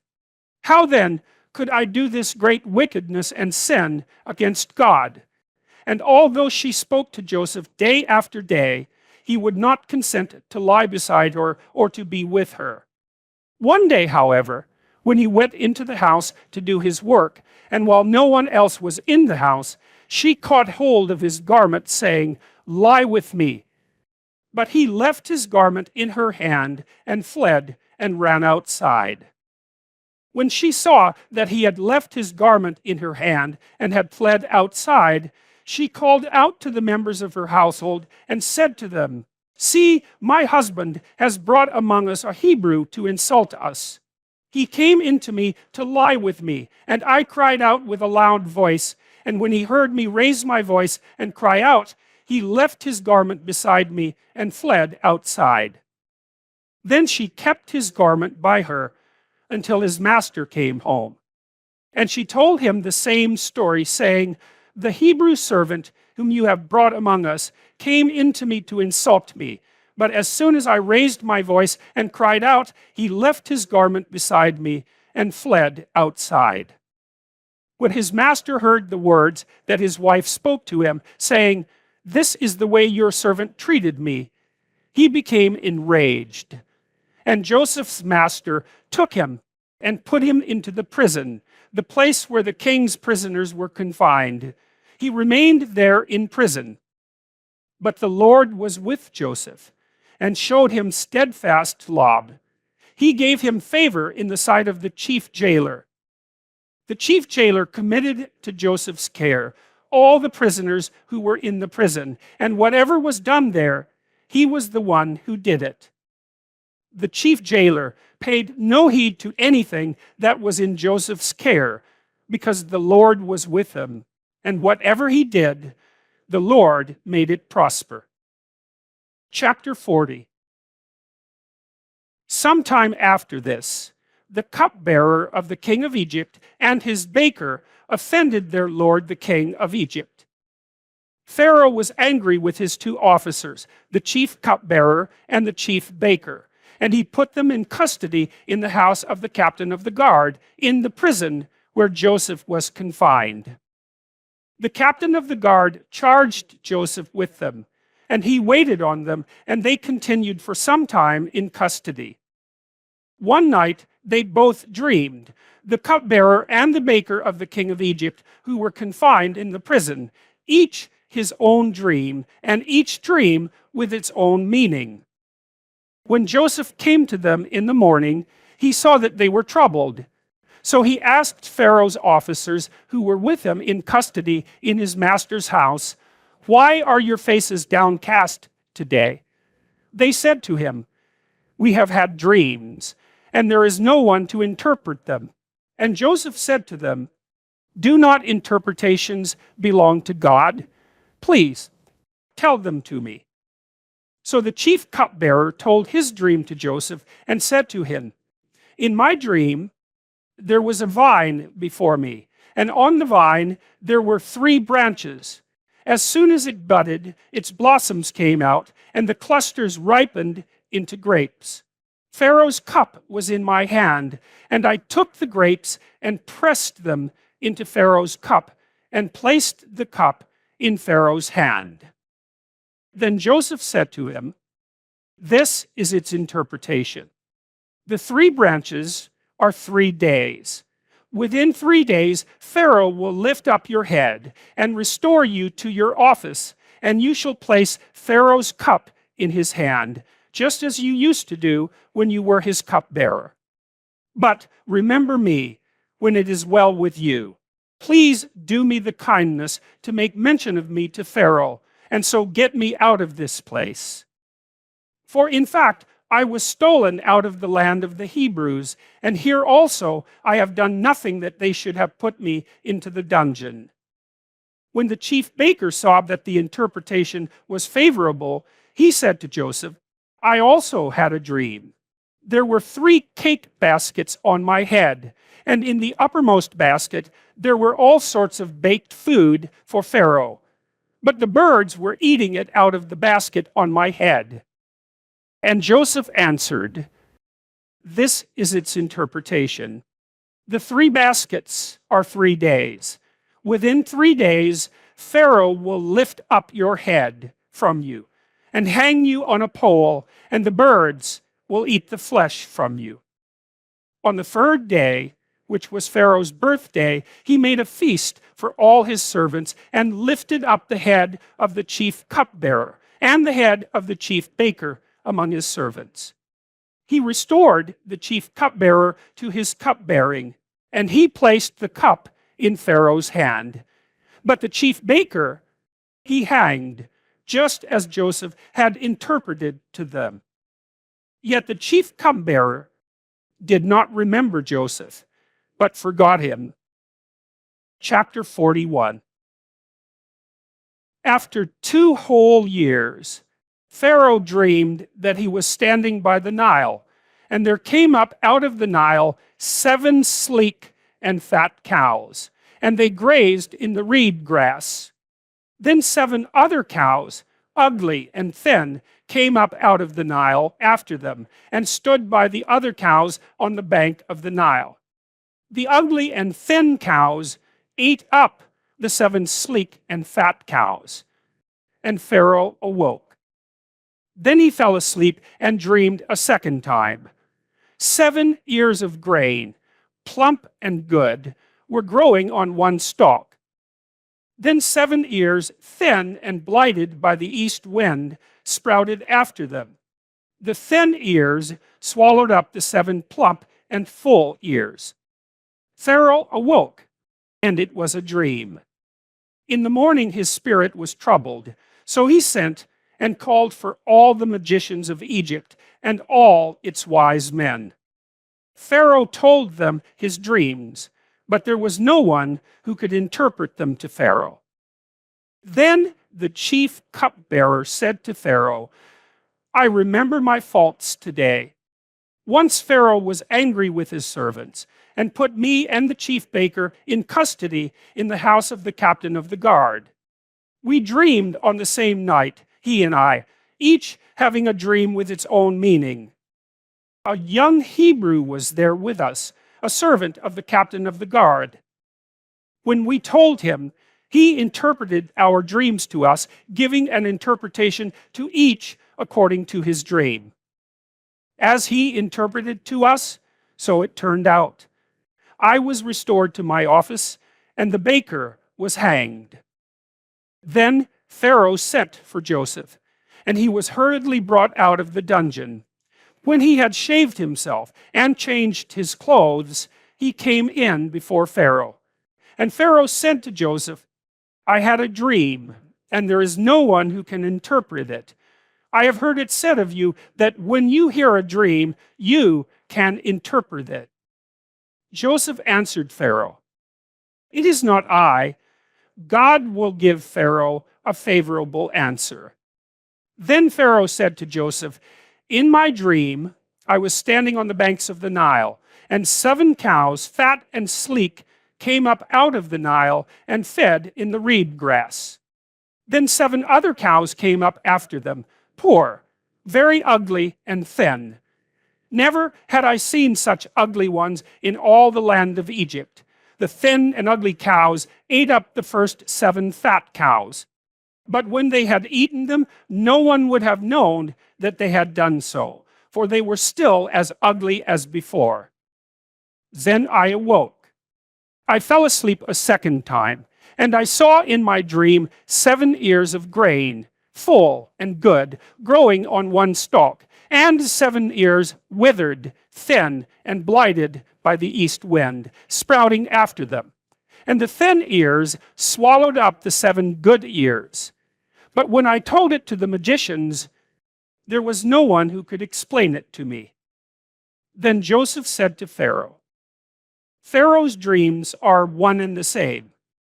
God has revealed to Pharaoh what he is about to do. The 7 good cows are 7 years, and the 7 good ears are 7 years. The dreams are one. The 7 lean and ugly cows that came up after them are 7 years, as are the 7 empty ears blighted by the east wind. They are 7 years of famine. It is as I told Pharaoh. God has shown to Pharaoh what he is about to do. There will come 7 years of great plenty throughout all the land of Egypt. After them, there will arise 7 years of famine, and all the plenty will be forgotten in the land of Egypt. The famine will consume the land. The plenty will no longer be known in the land because of the famine that will follow, for it will be very grievous. And the doubling of Pharaoh's dream means that the thing is fixed by God, and God will shortly bring it about. Now, therefore, let Pharaoh select a man who is discerning and wise, and set him over the land of Egypt. Let Pharaoh proceed to appoint overseers over the land, and take 1/5 of the produce of the land of Egypt during the 7 plenteous years. Let them gather all the food of these good years that are coming, and lay up grain under the authority of Pharaoh for food in the cities, and let them keep it. That food shall be a reserve for the land against the 7 years of famine that are to befall the land of Egypt, so that the land may not perish through the famine." The proposal pleased Pharaoh and all his servants. Pharaoh said to his servants, "Can we find anyone else like this, one in whom is the Spirit of God?" So Pharaoh said to Joseph, "Since God has shown you all this, there is no one so discerning and wise as you. You shall be over my house, and all my people shall order themselves as you command. Only with regard to the throne will I be greater than you." And Pharaoh said to Joseph, "See, I have set you over all the land of Egypt." Removing his signet ring from his hand, Pharaoh put it on Joseph's hand. He arrayed him in garments of fine linen, and put a gold chain around his neck. He had him ride in the chariot of his second in command, and they cried out in front of them, "Bow the knee." Thus he set him over all the land of Egypt. Moreover, Pharaoh said to Joseph, "I am Pharaoh, and without your consent, no one shall lift up hand or foot in all the land of Egypt." Pharaoh gave Joseph the name Zaphenath-Paneah, and he gave him Asenath, daughter of Potiphera, priest of On, as his wife. Thus Joseph gained authority over the land of Egypt. Joseph was 30 years old when he entered the service of Pharaoh, king of Egypt. And Joseph went out from the presence of Pharaoh, and went through all the land of Egypt. During the 7 plenteous years, the earth produced abundantly. He gathered up all the food of the 7 years when there was plenty in the land of Egypt, and stored up food in the cities. He stored up in every city the food from the fields around it. So Joseph stored up grain in such abundance, like the sand of the sea, that he stopped measuring it. It was beyond measure. Before the years of famine came, Joseph had two sons, whom Asenath, daughter of Potiphera, priest of On, bore to him. Joseph named the firstborn Manasseh, for he said, God has made me forget all my hardship and all my father's house. The second he named Ephraim, for God has made me fruitful in the land of my misfortunes. The 7 years of plenty that prevailed in the land of Egypt came to an end, and the 7 years of famine began to come, just as Joseph had said. There was famine in every country, but throughout the land of Egypt there was bread. When all the land of Egypt was famished, the people cried to Pharaoh for bread. Pharaoh said to all the Egyptians, "Go to Joseph. What he says to you, do." And since the famine had spread over all the land, Joseph opened all the storehouses and sold to the Egyptians, for the famine was severe in the land of Egypt. Moreover, all the world came to Joseph in Egypt to buy grain, because the famine became severe throughout the world. Chapter 42. When Jacob learned that there was grain in Egypt, he said to his sons, "Why do you keep looking at one another? I have heard," he said, "that there is grain in Egypt. Go down and buy grain for us there, that we may live and not die." So 10 of Joseph's brothers went down to buy grain in Egypt. But Jacob did not send Joseph's brother Benjamin with his brothers, for he feared that harm might come to him. Thus the sons of Israel were among the people who came to buy grain, for the famine had reached the land of Canaan. Now Joseph was governor over the land. It was he who sold to all the people of the land. And Joseph's brothers came and bowed themselves before him with their faces to the ground. When Joseph saw his brothers, he recognized them, but he treated them like strangers and spoke harshly to them. "Where do you come from?" he said. They said, "From the land of Canaan to buy food." Although Joseph had recognized his brothers, they did not recognize him. Joseph also remembered the dreams that he had dreamed about them. He said to them, "You are spies. You have come to see the nakedness of the land." They said to him, "No, my lord, your servants have come to buy food. We are all sons of one man. We are honest men. Your servants have never been spies." But he said to them, "No, you have come to see the nakedness of the land." They said, "We, your servants, are 12 brothers, the sons of a certain man in the land of Canaan. The youngest, however, is now with our father, and one is no more." But Joseph said to them, "It is just as I have said to you, you are spies. Here is how you shall be tested. As Pharaoh lives, you shall not leave this place unless your youngest brother comes here. Let one of you go and bring your brother, while the rest of you remain in prison, in order that your words may be tested, whether there is truth in you, or else, as Pharaoh lives, surely you are spies." And he put them all together in prison for 3 days. On the 3rd day, Joseph sent to them, "Do this, and you will live, for I fear God. If you are honest men, let one of your brothers stay here where you are imprisoned. The rest of you shall go and carry grain for the famine of your households, and bring your youngest brother to me. Thus your words will be verified, and you shall not die." And they agreed to do so. They said to one another, "Alas, we are paying the penalty for what we did to our brother. We saw his anguish when he pleaded with us, but we would not listen. That is why this anguish has come upon us." Then Reuben answered them, "Did I not tell you not to wrong the boy? But you would not listen. So now there comes a reckoning for his blood." They did not know that Joseph understood them, since he spoke with them through an interpreter. He turned away from them and wept. Then he returned and spoke to them. And he picked out Simeon and had him bound before their eyes. Joseph then gave orders to fill their bags with grain, to return every man's money to his sack, and to give them provisions for their journey. This was done for them. They loaded their donkeys with their grain and departed. When one of them opened his sack to give his donkey fodder at the lodging place, he saw his money at the top of the sack. He said to his brothers, "My money has been put back. Here it is in my sack." At this they lost heart and turned, trembling to one another, saying, "What is this that God has done to us?" When they came to their father Jacob in the land of Canaan, they told him all that had happened to them, saying, "The man, the Lord of the land, spoke harshly to us and charged us with spying on the land.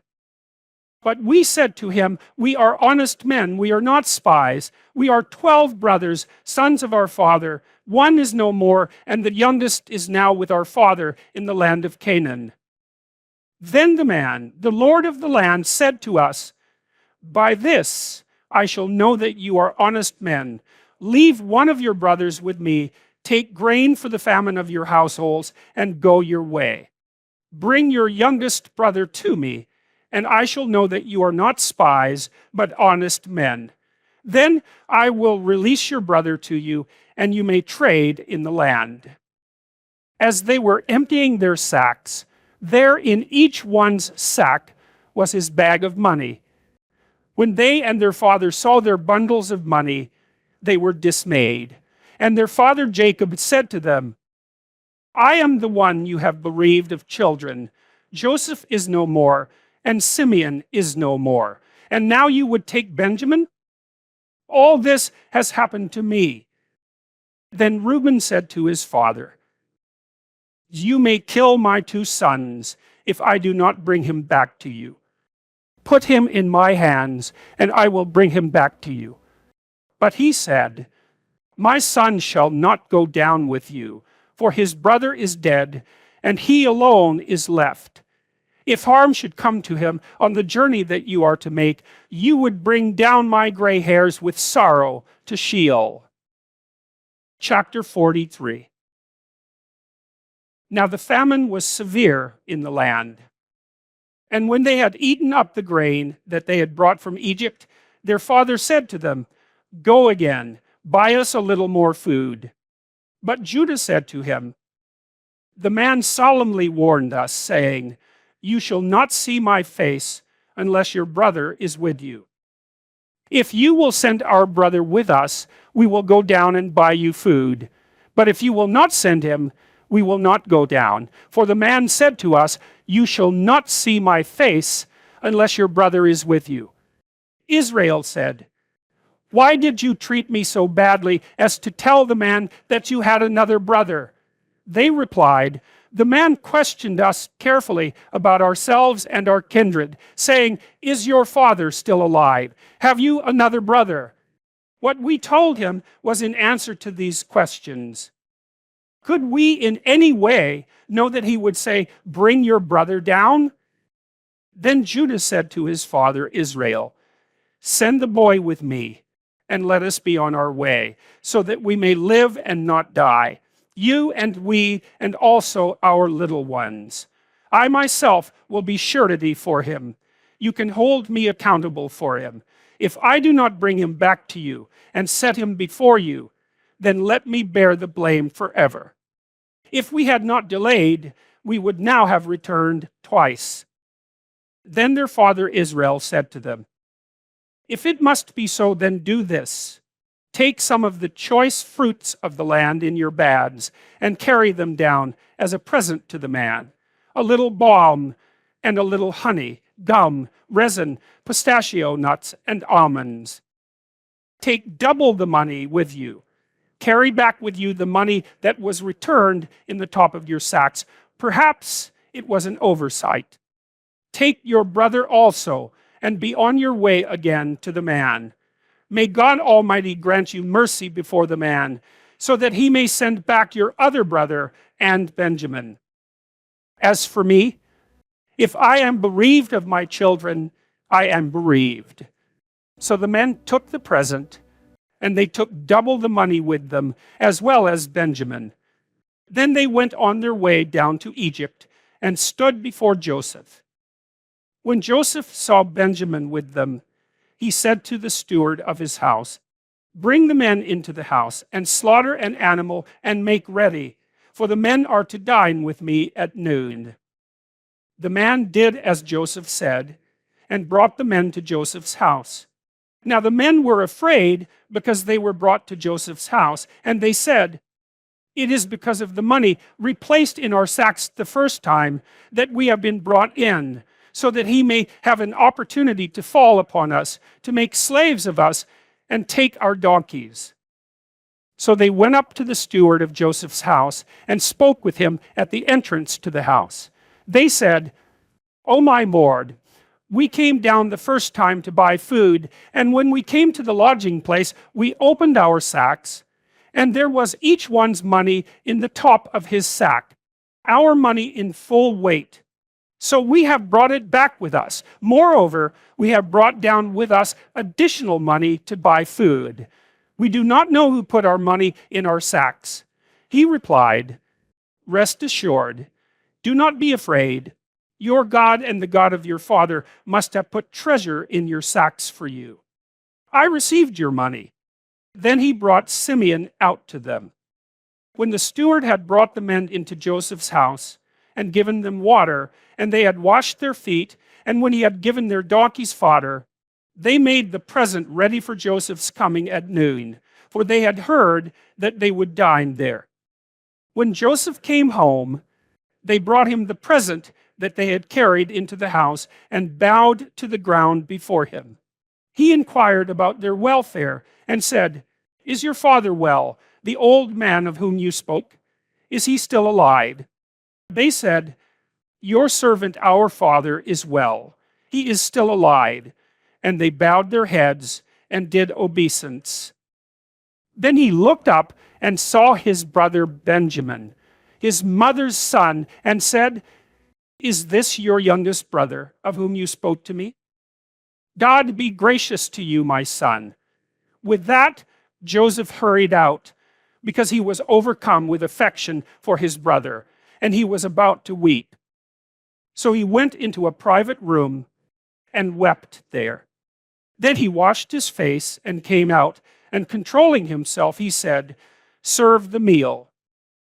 They served him by himself, and them by themselves, and the Egyptians who ate with him by themselves, because the Egyptians could not eat with the Hebrews, for that is an abomination to the Egyptians.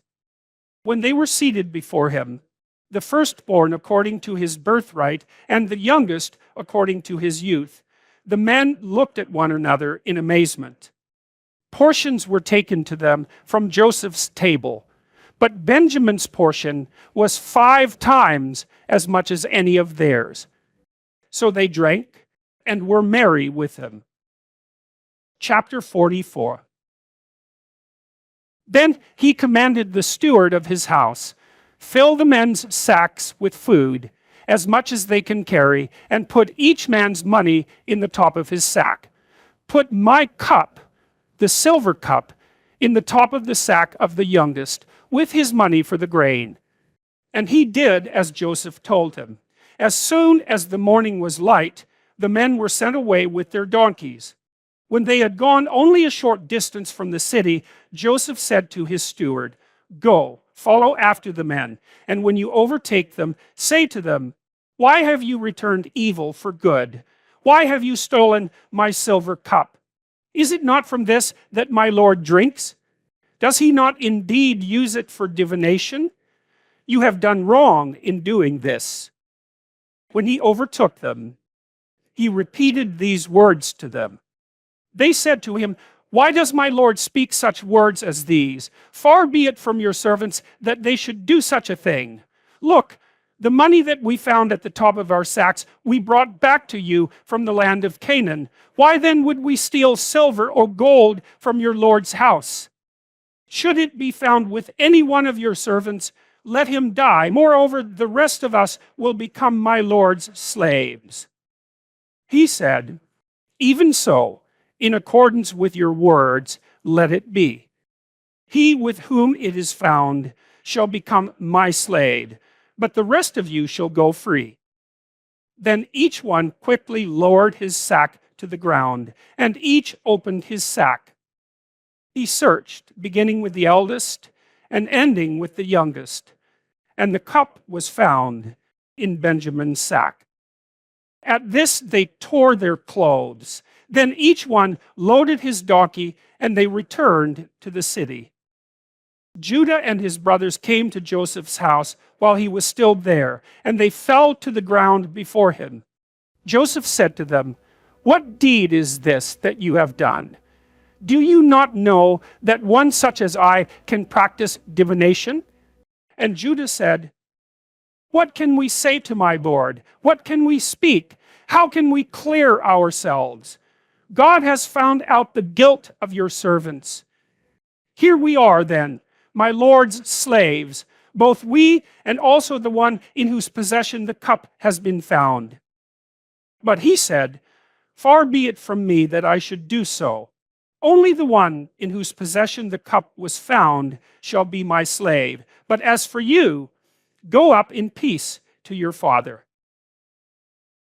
Then Judah stepped up to him and said, "O my lord, let your servant please speak a word in my lord's ears, and do not be angry with your servant, for you are like Pharaoh himself. My lord asked his servants, saying, 'Have you a father or a brother?' And we said to my lord, 'We have a father, an old man, and a young brother, the child of his old age. His brother is dead. He alone is left of his mother's children, and his father loves him.' Then you said to your servants, 'Bring him down to me, so that I may set my eyes on him.' We said to my lord, 'The boy cannot leave his father, for if he should leave his father would die.' Then you said to your servants, 'Unless your youngest brother comes down with you, you shall see my face no more.'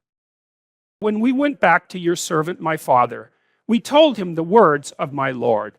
And when our father said, 'Go again, buy us a little food,' we said, 'We cannot go down. Only if our youngest brother goes with us will we go down, for we cannot see the man's face unless our youngest brother is with us.' Then your servant my father said to us, 'You know that my wife bore me 2 sons. One left me.' And I said, 'Surely he has been torn to pieces, and I have never seen him since. If you take this one also from me, and harm comes to him, you will bring down my gray hairs in sorrow to Sheol. Now therefore, when I come to your servant my father, and the boy is not with us, then as his life is bound up in the boy's life, when he sees that the boy is not with us, he will die. And your servants will bring down the gray hairs of your servant our father with sorrow to Sheol. For your servant became surety for the boy to my father, saying, 'If I do not bring him back to you, then I will bear the blame in the sight of my father all my life. Now therefore, please let your servant remain as a slave to my lord in place of the boy, and let the boy go back with his brothers. For how can I go back to my father if the boy is not with me? I fear to see the suffering that would come upon my father.'" Chapter 45. Then Joseph could no longer control himself before all those who stood by him. And he cried out, "Send everyone away from me." So no one stayed with him when Joseph made himself known to his brothers.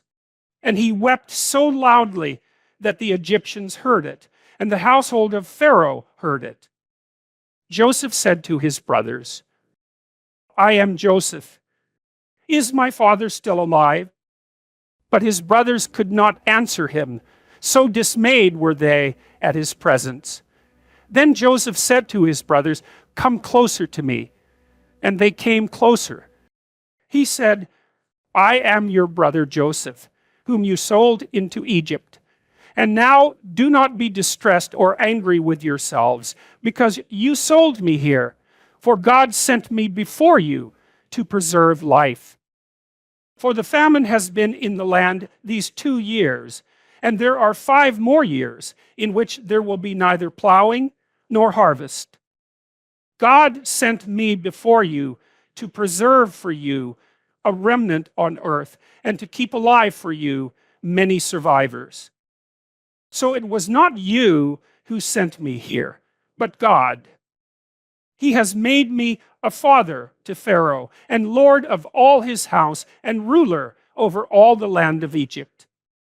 Hurry and go up to my father, and say to him, 'Thus says your son Joseph, God has made me lord of all Egypt. Come down to me, do not delay. You shall settle in the land of Goshen, and you shall be near me, you and your children and your children's children, as well as your flocks, your herds, and all that you have. I will provide for you there, since there are 5 more years of famine to come, so that you and your household and all that you have will not come to poverty. And now your eyes and the eyes of my brother Benjamin see that it is my own mouth that speaks to you. You must tell my father how greatly I am honored in Egypt, and all that you have seen. Hurry and bring my father down here." Then he fell upon his brother Benjamin's neck and wept, while Benjamin wept upon his neck. And he kissed all his brothers and wept upon them. And after that, his brothers talked with him. When the report was heard in Pharaoh's house, "Joseph's brothers have come," Pharaoh and his servants were pleased.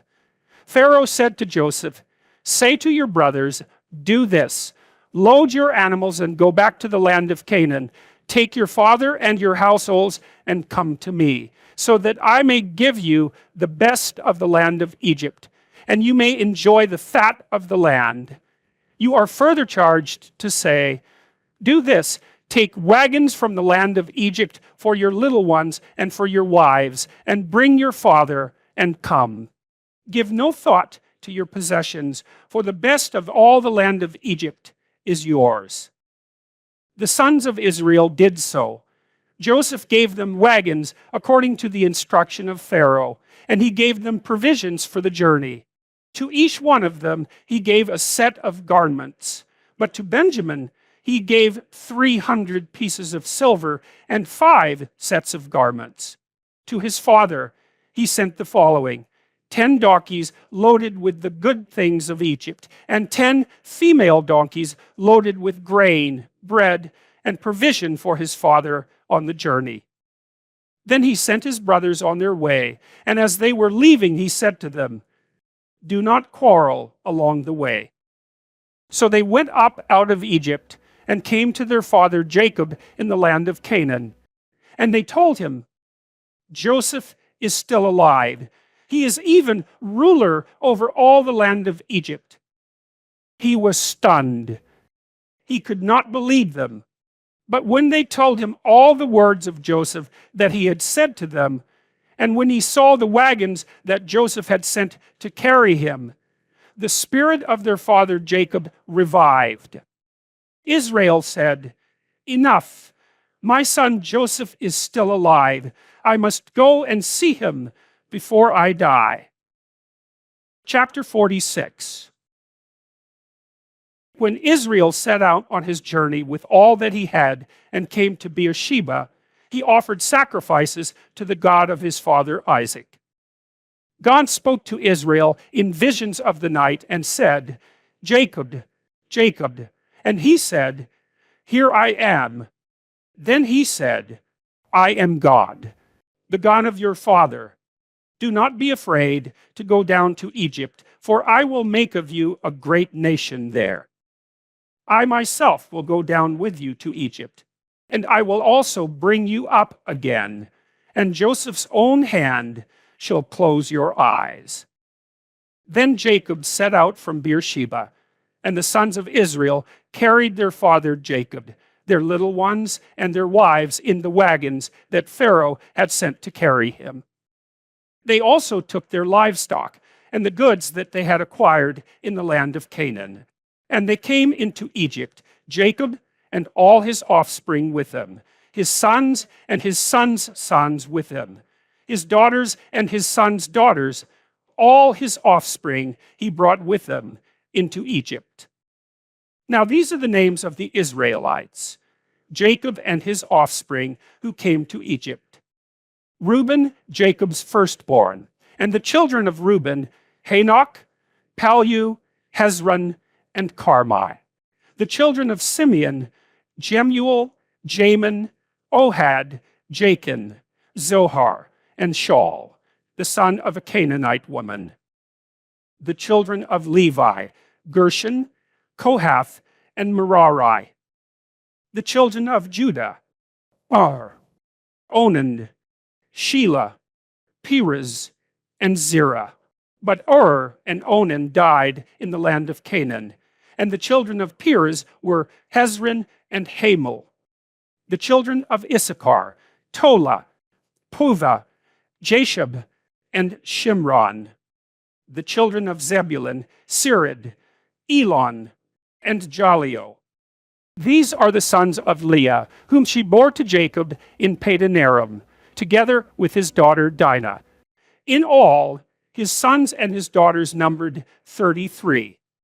The children of Gad, Ziphion, Haggi, Shunai, Esbon, Eri, Aradai, and Areli.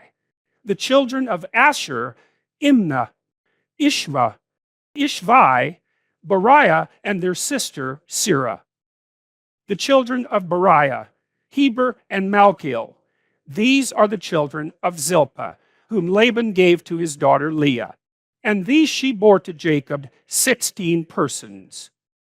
The children of Jacob's wife Rachel, Joseph, and Benjamin.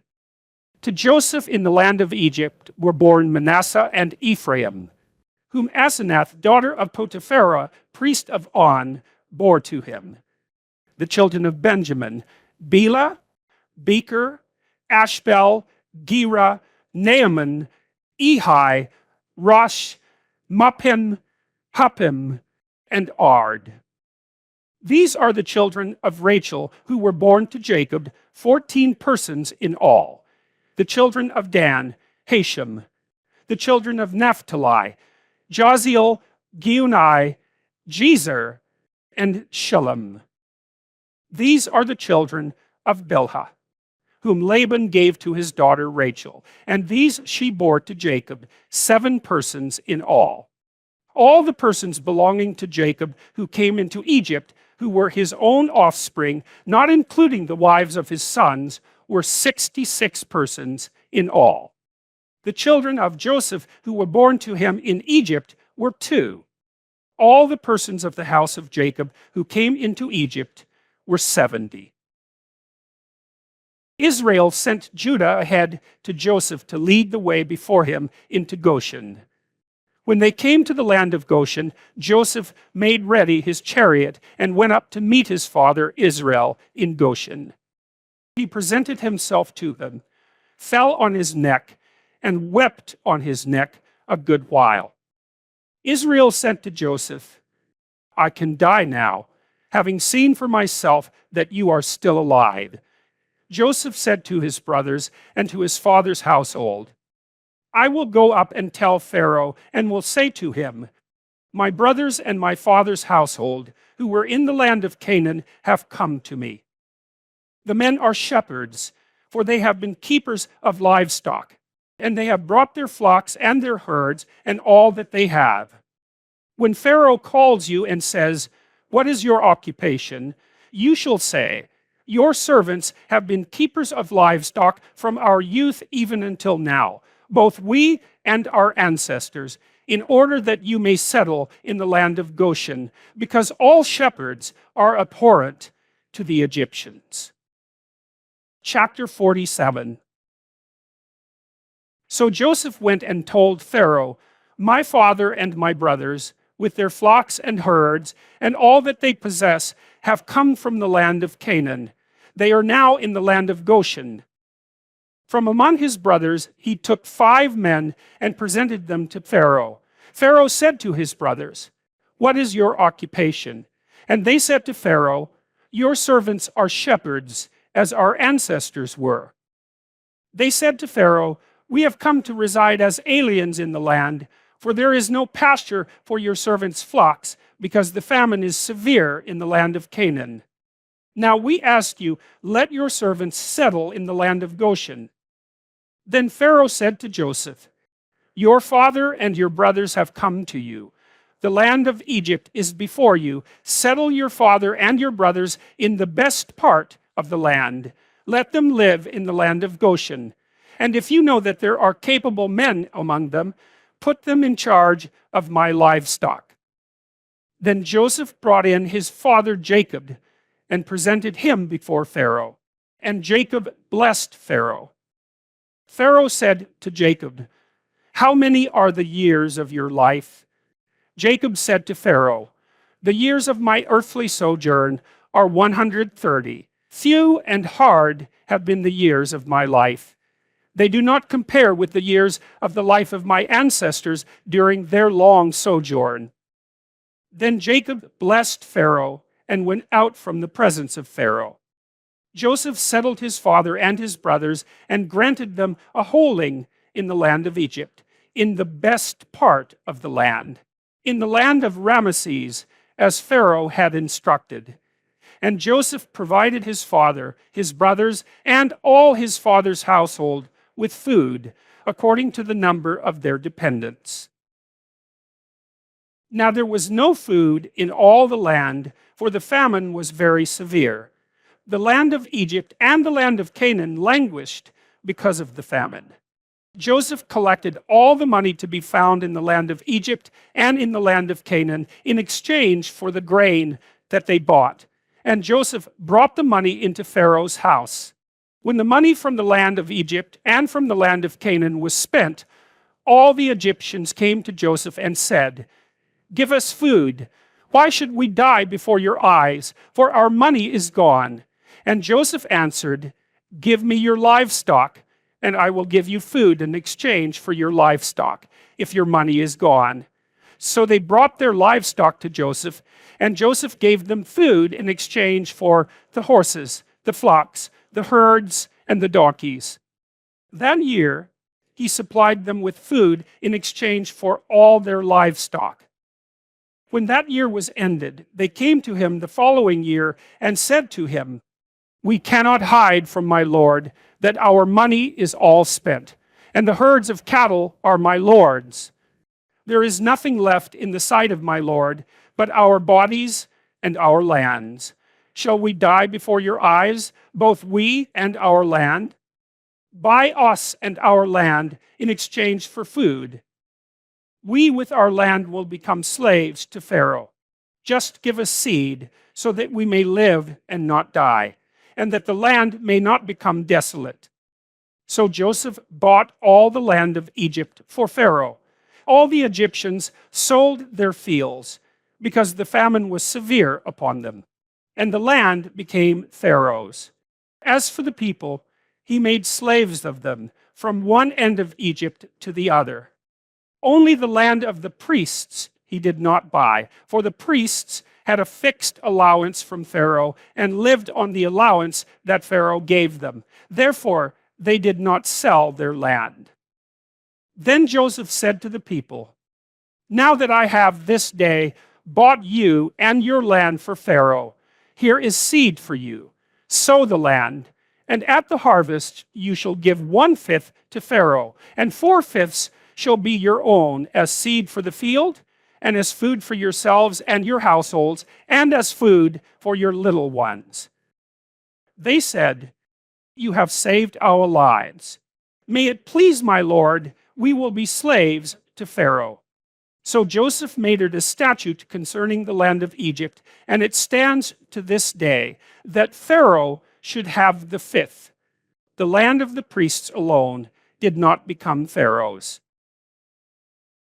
Thus Israel settled in the land of Egypt, in the region of Goshen, and they gained possessions in it, and were fruitful and multiplied exceedingly. Jacob lived in the land of Egypt 17 years. So the days of Jacob, the years of his life, were 147 years. When the time of Israel's death drew near, he called his son Joseph and said to him, "If I have found favor with you, put your hand under my thigh and promise to deal loyally and truly with me. Do not bury me in Egypt. When I lie down with my ancestors, carry me out of Egypt and bury me in their burial place." He answered, "I will do as you have said." And he said, "Swear to me." And he swore to him. Then Israel bowed himself on the head of his bed. Chapter 48. After this, Joseph was told, "Your father is ill." So he took with him his two sons, Manasseh and Ephraim. When Jacob was told, "Your son Joseph has come to you," he summoned his strength and sat up in bed. And Jacob said to Joseph, "God Almighty appeared to me at Luz in the land of Canaan, and he blessed me and said to me, 'I am going to make you fruitful and increase your numbers. I will make of you a company of peoples, and will give this land to your offspring after you for a perpetual holding.' Therefore, your two sons, who were born to you in the land of Egypt before I came to you in Egypt, are now mine. Ephraim and Manasseh shall be mine, just as Reuben and Simeon are. As for the offspring born to you after them, they shall be yours. They shall be recorded under the names of their brothers with regard to their inheritance. For when I came from Padan, Rachel alas died in the land of Canaan on the way, while there was still some distance to go to Ephrath. And I buried her there on the way to Ephrath, that is, Bethlehem. When Israel saw Joseph's sons, he said, 'Who are these?' Joseph said to his father, 'They are my sons, whom God has given me here.' And he said, 'Bring them to me, please, that I may bless them.' Now the eyes of Israel were dim with age, and he could not see well. So Joseph brought them near him, and he kissed them and embraced them. Israel said to Joseph, 'I did not expect to see your face, and here God has let me see your children also.' Then Joseph removed them from his father's knees, and he bowed himself with his face to the earth. Joseph took them both, Ephraim in his right hand toward Israel's left, and Manasseh in his left hand toward Israel's right, and brought them near him. But Israel stretched out his right hand and laid it on the head of Ephraim, who was the younger, and his left hand on the head of Manasseh, crossing his hands, for Manasseh was the firstborn. He blessed Joseph and said, 'The God before whom my ancestors Abraham and Isaac walked, the God who has been my shepherd all my life to this day, the angel who has redeemed me from all harm, bless the boys, and in them let my name be perpetuated, and the name of my ancestors Abraham and Isaac, and let them grow into a multitude on the earth.'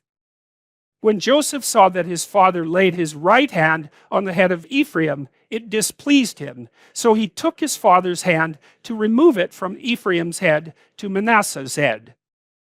Joseph said to his father, 'Not so, my father, since this one is the firstborn. Put your right hand on his head.' But his father refused and said, 'I know, my son. I know he also shall become a people, and he also shall be great. Nevertheless, his younger brother shall be greater than he, and his offspring shall become a multitude of nations.' So he blessed them that day, saying, by you Israel will invoke blessings, saying, God make you like Ephraim and like Manasseh. So he put Ephraim ahead of Manasseh. Then Israel said to Joseph, I am about to die, but God will be with you and will bring you again to the land of your ancestors. I now give to you one portion more than to your brothers, the portion that I took from the hand of the Amorites with my sword and with my bow. Chapter 49. Then Jacob called his sons and said, gather around that I may tell you what will happen to you in days to come. Assemble and hear, O sons of Jacob. Listen to Israel, your father. Reuben, you are my firstborn, my might, and the firstfruits of my vigor, excelling in rank and excelling in power. Unstable as water, you shall no longer excel, because you went up unto your father's bed. Then you defiled it. You went up onto my couch. Simeon and Levi are brothers. Weapons of violence are their swords. May I never come into their counsel. May I not be joined to their company. For in their anger they killed men, and at their whim they hamstrung oxen. Cursed be their anger, for it is fierce, and their wrath, for it is cruel. I will divide them in Jacob, and scatter them in Israel. Judah, your brothers shall praise you. Your hand shall be on the neck of your enemies. Your father's sons shall bow down before you. Judah is a lion's whelp. From the prey, my son, you have gone up. He crouches down, he stretches out like a lion, like a lioness. Who dares rouse him up? The scepter shall not depart from Judah, nor the ruler's staff from between his feet, until tribute comes to him. And the obedience of the peoples is his, binding his foal to the vine, and his donkey's colt to the choice vine. He washes his garments in wine, and his robe in the blood of grapes. His eyes are darker than wine, and his teeth whiter than milk. Zebulun shall settle at the shore of the sea. He shall be a haven for ships, and his border shall be at Sidon. Issachar is a strong donkey lying down between the sheepfolds. He saw that a resting place was good, and that the land was pleasant, so he bowed his shoulder to the burden, and became a slave at forced labor. Dan shall judge his people as one of the tribes of Israel. Dan shall be a snake by the roadside, a viper along the path, that bites the horse's heels, so that its rider falls backward. I wait for your salvation, O Lord. Gad shall be raided by raiders, but he shall raid at their heels. Asher's food shall be rich, and he shall provide royal delicacies. Naphtali is a doe let loose that bears lovely fawns. Joseph is a fruitful bough by a spring. His branches run over the wall. The archers fiercely attacked him. They shot at him and pressed him hard.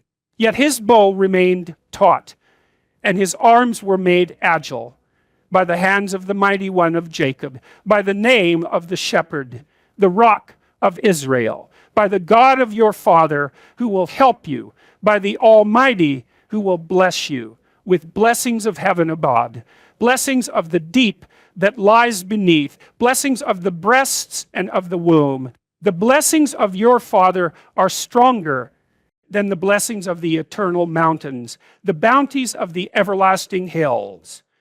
May they be on the head of Joseph, on the brow of him who was set apart from his brothers. Benjamin is a ravenous wolf, in the morning devouring the prey, and at evening dividing the spoil. All these are the 12 tribes of Israel, and this is what their father said to them when he blessed them, blessing each one of them with a suitable blessing. Then he charged them, saying to them, I am about to be gathered to my people. Bury me with my ancestors in the cave in the field of Ephron the Hittite, in the cave in the field at Machpelah, near Mamre, in the land of Canaan, in the field that Abraham bought from Ephron the Hittite as a burial site. There Abraham and his wife Sarah were buried. There Isaac and his wife Rebekah were buried.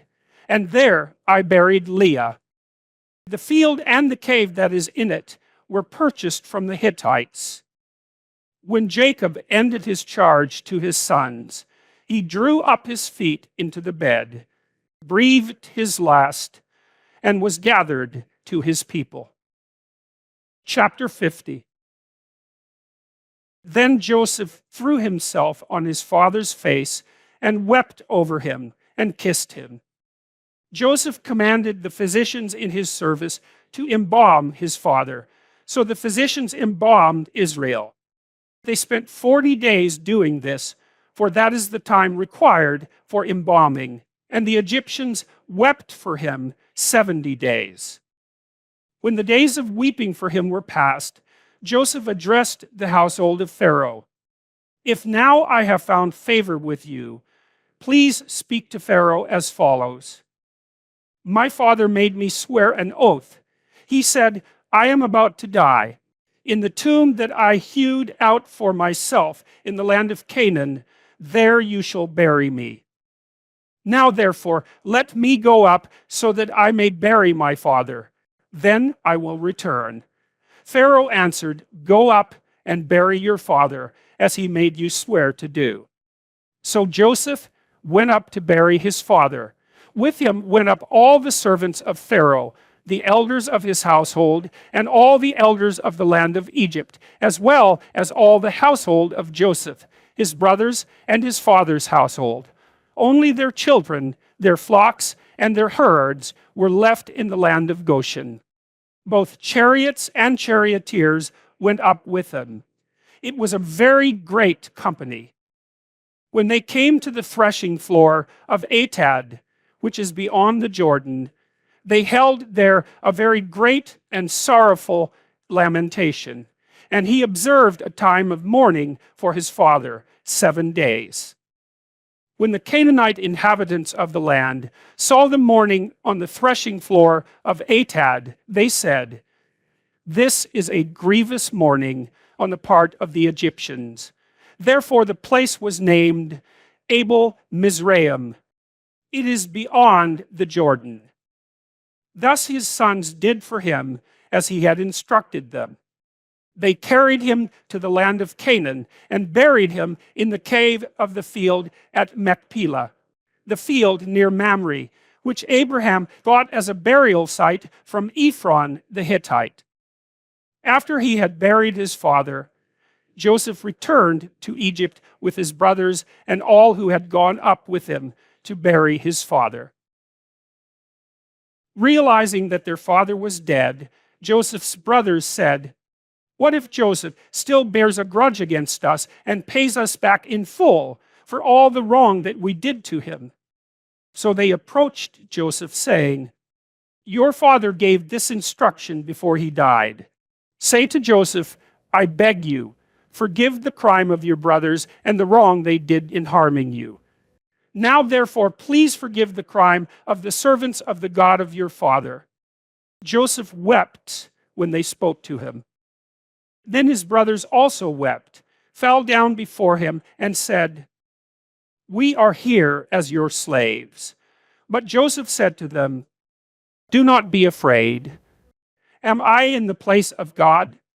Even though you intended to do harm to me, God intended it for good, in order to preserve a numerous people, as he is doing today. So have no fear. I myself will provide for you and your little ones. In this way, he reassured them, speaking kindly to them. So Joseph remained in Egypt, he and his father's household, and Joseph lived 110 years. Joseph saw Ephraim's children of the third generation, the children of Machir, son of Manasseh, were also born on Joseph's knees. Then Joseph said to his brothers, I am about to die, but God will surely come to you and bring you up out of this land to the land that he swore to Abraham, to Isaac, and to Jacob. So Joseph made the Israelites swear, saying, when God comes to you, you shall carry up my bones from here. And Joseph died, being 110 years old. He was embalmed and placed in a coffin in Egypt.